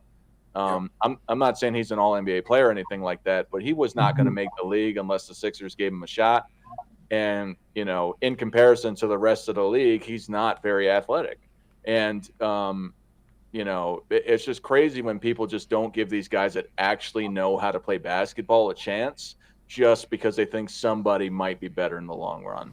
Yeah, one of the best things I was ever told, I was not that athletic in case you guys didn't know, but I'll never forget when my grandpa played college ball and he won a state championship, small school, but he pulled me aside one time and he's like, you don't have to be that fast, that big, and that strong. You need to be good for 3 steps. And if you can be good for 3 steps, you will close the gap in a big way, right? And so that's what I mean when people say like, oh, look how athletic he is and all this.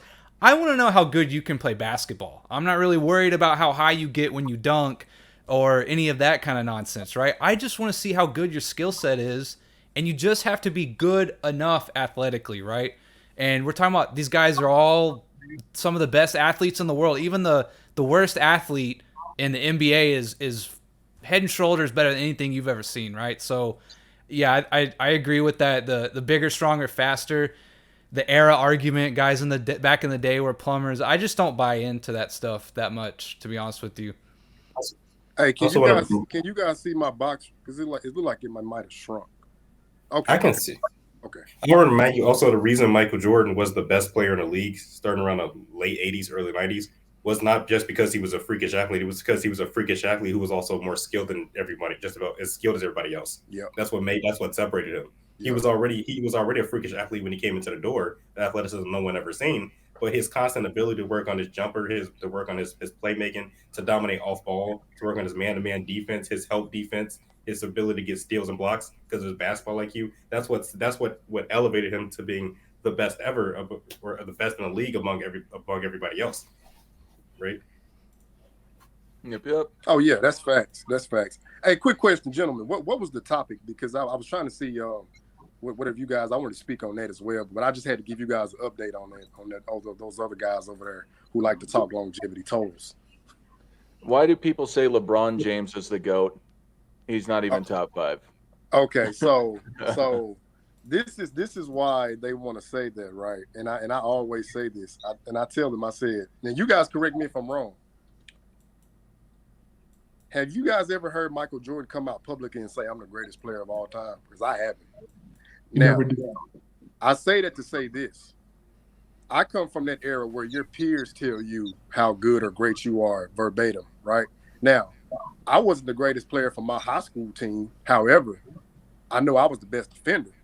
And I know I led the team in field goal percentages because I still have the cutouts. Now, I never go around and say, oh, yeah, I was just the top dog on my team. My teammates would say, oh, no, because my nickname was Flash. I was like, nah, he'll lock you down. Like, we need a legit stop now. We putting Flash on whoever they got, right? I don't have to say that. My teammates can verify that. But I'm looking at LeBron, right? You come out here and quote Jay-Z, I'm supposed to be number 1 on everybody's list. Let's see what they say when I no longer exist. I'm like, bruh, how much begging and pleading is it going to take for you to realize you're not the greatest, bruh? Okay? You're an all-time great, not in my top 5 neither. But you're not the great. You're not going to be the GOAT. Just stop. Because anytime you got to come out here and campaign like Apollo for Jordan, Kobe Bryant, Tiger Woods, for their competitiveness, he was like, those guys wanted to go out there and cut your throat. They were not friendly. They were not friends. He said, that's who I admire. But then I'm looking in NFL. All the young quarterbacks, I keep hearing the same names. Michael Jordan, Kobe Bryant. And I'm like, so people with a brain who can obviously, decipher the difference, they know Jordan is the greatest. And then they know, I won't necessarily say Kobe, but Kobe's in that combo saying that he copied Jordan. But I'm like, I don't hear anybody saying, yeah, man, I want to be like LeBron. I want to go out and play like LeBron. Because I'm like, what is LeBron? What is his playing style? Jumping from team to team, needing more help, just putting up empty stats. Like, that's not GOAT. Like, no, what are we doing here? I'm like, if we're going to use longevity, right, I got one for y'all. Tim Duncan should be in the GOAT debate. 19-year championship window, never had a losing season. Then if they say, oh, well, because of the statistical numbers on LeBron got, I'm like, okay, well, Will Chamberlain led the league more times than LeBron. Will Chamberlain is a 7-time scoring champion, 1 assist title for a center, which is phenomenal. And if I'm not mistaken, is he not an 11-time rebounding champ? So we got to put Wilt in here. But then they'll say appearances. I'm like, y'all guys realize a guy named Magic Johnson went to 9 finals and won 5. Jerry West went to 9 finals on one team. Yeah, he went 1-8, but Jerry West didn't get the luxury of saying, hey, I'm going to go over here and join Oscar Robertson or go join Willis Reed. So I always ask them these questions like, if you use longevity, stats, and appearances, why are we not talking about Bill Russell? They can never answer these questions. But that's why I just wanted to see, like, if you guys get some of the same stuff I get when I ask these questions. Yeah, I want to. What's up, X-Man? I want to clarify because I don't really personally care about LeBron himself saying he's a GOAT. Like I would prefer he doesn't say it in public, like come out and say it. But I don't care about LeBron viewing himself as a GOAT because most competitors, they deep down will think that they're the best. like deep down, Magic, Bird, they're You being have humble. to. Right? They're being humble. Right? You have to think you're the best, in order to compete. So I don't have a problem with that. I have a problem more so with his fans. His fans constantly trying to push him to go. He didn't live up to the. Agreed. That's the main issue. Like LeBron, I don't care about LeBron. You think you to go whatever. That you're a competitor. But his fans, if I'm sitting here telling you that that we're looking objectively at the facts in a resume and it's so lopsided in favor of MJ against LeBron, why are we constantly pushing this argument? Like how did the argument, in my opinion, like I said, really should have stopped during that Miami stage, but it definitely should have stopped during the second captain. Like during the second captain, because at that point he had played 15 years and he had still came back with less. Now it's just dragging. Like now his Lakers thing, this argument just dragging. Like we're now saying he's played way longer now and still has less, but he he now has cumulative stats. Great. What is the yeah? I just wanted to say with oh, okay. No, I just saw a private chat, but and yeah, we're just for everyone to know, we're not shutting it down now, but we're going to be shutting it down soon. But with what you're saying, Hoop God, the whole aspect of them, yeah, they paint themselves in a corner. It seems like, and what all you're saying is fine. For me, the totality of LeBron James, I just don't think it's a strong argument. I think people that value things like winning, the impact of like the average stats they have per season, and then also things I include off the court stuff, his icon, his people still buy more shoes than anybody. I include all that in the greatness argument. That's just me personally. But the thing that I want to say with Harris right here, he says LeBron may be overhyped by some people, but Jordan fans attack people who choose LeBron. I don't care if you choose LeBron. And even Ayana came on here and was, talking about LeBron the whole time. I don't care if you think LeBron is the GOAT. I personally think that the argument to say he's the GOAT is flimsy. That's just what I say. I think that he's a top 10 guy of all time.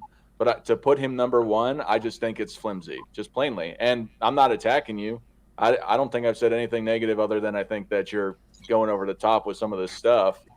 But if you think LeBron's the GOAT, I don't care, man. Good for you. I just think your argument's flawed. And that's just who am I about that?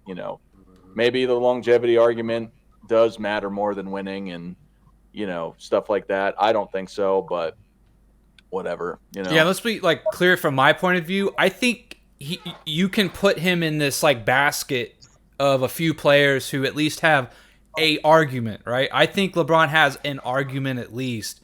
I don't agree. Yeah. I don't think so, but it's not like you're out in left field if you come in and think LeBron's the GOAT. You're not crazy. I just don't agree. Yeah, I put LeBron in this category of players like Kareem, like Wilt Chamberlain, Bill Russell. Like if Michael Jordan didn't exist, it would make sense that people would probably view these players as the GOAT. Like because Kareem has a great overall resume. Wilt Chamberlain with his overall records and statistics. So Bill Russell with his championship. Like if MJ didn't exist, those players probably would make more sense. LeBron with his longevity, but MJ does exist, and he has a well-rounded resume, better than all of them. Like as far as being well-rounded, he has a better well-rounded resume than them, and that's why he's the GOAT. So yeah. If MJ didn't exist, it'd be a really close race for number two. That's a good, that's really the argument or the conversation people should be having. Oh, yeah. And I agree. And the guy Harris, I think he put a comment up saying Jason Tatum or Donovan Mitchell couldn't have did what LeBron did in 2007. My only rebuttal would be, you're telling me that those guys can't beat 500 teams and then take down a Detroit Pistons team with no Ben Wallace? I mean, I really believe those guys could do it. If you give them the requisite pieces, a big man that can give them good production and some 3-and-D guys, I believe they could do that. Because that 2007. We can't say that. We can't say that because we give them ample time to do so. At some point, we have to look at merit to see what did the guy actually do versus saying, well, what if? Those guys are not on this guy's level. I'm not going to disrespect them like that. No. The point I'm making is if you give them a guy like Boobie Gibson that can close you out with 39, and you're also playing a team style, I'm like, who's to say they can't do it? That's my only thing. They'll make this empty generalization and say, well, this guy can't do that. How do you know that? That's what I always ask them. I'm like, how do you know? And they can never give me a definitive answer. Now, what you said, Judge, I would actually listen to that because to me, you're giving a little bit more context. But these guys will just flat out say, "Oh, nobody else could do that." I'm like, how do you know? Like, you don't know that. You can't give me concrete evidence that those guys could not duplicate that with the right pieces around them. So Donovan Mitchell, right? Third highest scoring game all time. Is that right? Last year? Yeah. 71. Yeah. So I want to say with those guys, so the channel that you're talking about, I've watched some of their videos. I actually made on Halloween a reaction video, and I'm wearing the Lieutenant Dangle. Bro, send me that link when you get a chance so I can check that out. Yeah. But I watched a couple of their videos. I went on their live stream, and I'm like, I just decided that they're trolls, and all they're gonna do is not actually engage with me. So I was like, I thought about going on there, and then they got the one. Yeah, they got the one guy on there who pretends to be a Michael Jordan fan. And I don't know. It's just a weird dynamic. It just seems they're just trolls. It seems. But I thought about going on the Goat James Kingdom guys. Yeah, the Throat James Kingdom. Yeah. See, I went on there, and when I started debating them, they muted me because I wasn't. And like you said, the dynamic there is you have to agree with us for us to let you speak. That's what they're saying without saying it. And I noticed that I was like, so the second time I went on there, same thing. I get to tell the truth because I can back up the things I say. You mute me again. I was like, okay, you know what? I'm gonna just stop coming on here because I actually came to try to help you guys out. You know, give a little pushback because you got to have somebody that can be devil's advocate to a degree. But if you guys just want to come up here and just fabricate stories and just spin narratives, then there's nothing being accomplished here. And then you're not even allowing your opponent to speak. So it's like, nah, I'm good. So me and him debated on TikTok, and I got a one of my basketball guys. His name's Ralph. He was actually doing the whole debate format. 3 rounds, 2 minutes, and then let everybody decide. I didn't even debate Jordan, guys. I debated Kobe. I wiped the floor with him. It wasn't even close. Yeah. God, I may gotta take back what you. I may have to take back what I said because sometimes we gotta flash back to the Google, and I'm looking at that 07 season. They only had 2 teams in the Eastern Conference that won 50 games. Pistons won 53, Cavs won 50, and then the Raptors, the number 3, won 47. And I'm like, people be talking about, oh, Jordan never faced the Warriors. I'm like, Jordan was the Warriors. Look at this 07 thing here. Look at this 07 mess. Who was he playing against? John Wall? Who? Hey, Judge, tell me how many 20-point per game scores did the Pistons have that year? Because I couldn't find one. Oh, snap, bro. Jordan also the only player to win a ring with only one other player averaging double digits. Yep. Hey, bro, we were talking about that the other night. Hey, quiet as kept. You know how they live to throw this narrative about, oh, LeBron carried, right? Now, I want to know you guys' perspective on this.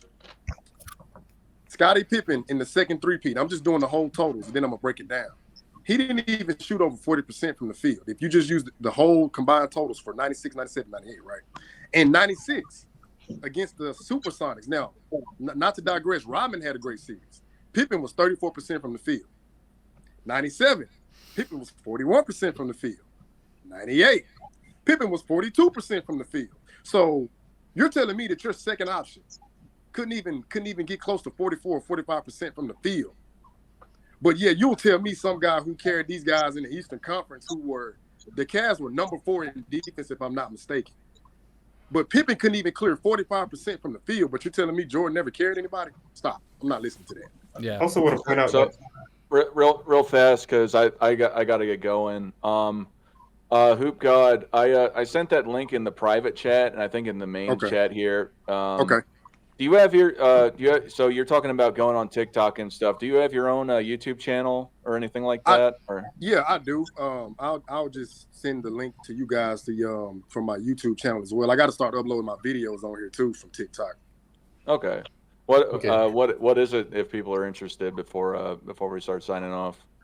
I just wanted to bring up when you said the MJ when he won in '97 and Scottie Pippen was the only other teammate averaging double digits. Also in that series, if you add the last three, if you add the stats of the second round, the conference finals and the finals together, MJ led his team in all 5 categories. In Oh those yeah, I last forgot about that. Yeah. I forgot about that. Yeah. that was a crazy. That was probably one of his best playoff runs. I think 97. But so what's your YouTube channel, Hoop God? Hold on. I'm copying the link real quick for yours. I'm gonna pull mine up on YouTube. Okay. But for everybody who came, I want to thank Judge. Thank you for coming back. It's been a long time coming. So hope to see you again sometime soon. But thanks for your input, and I'm happy to see you again. Every time, bro. Absolutely, Nick, NMB Sports. Go check out his channel if you like what he had to say. Thank you for coming as well. Okay. Host, it's Sanders the Noble 7 Allah on YouTube.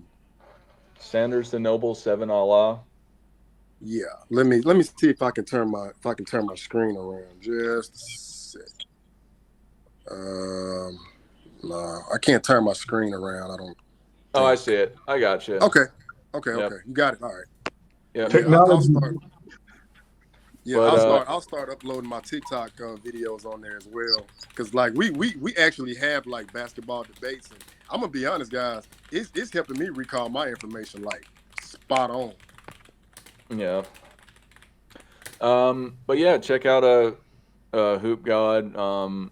He'll be in my. I publicly subscribe, so I'll have it on there for a while. I'll probably, to be fair, I might unsubscribe from you later on because I like to just keep it small. I really just have a couple people on there like Nick and Robin, but I'll subscribe to you guys as well. Okay, awesome. X-Man, thank you for coming as well and your input. If you ever want to come on and just do another show again like you did in the past, you're welcome to outside the live stream. Just come get with me and we can make it happen. Okay. And yeah, I thought this was a great live stream. We talked a lot about why people think LeBron James is the GOAT and how a lot of it is silly. And yeah, for everyone, Michael Jordan fans are the best.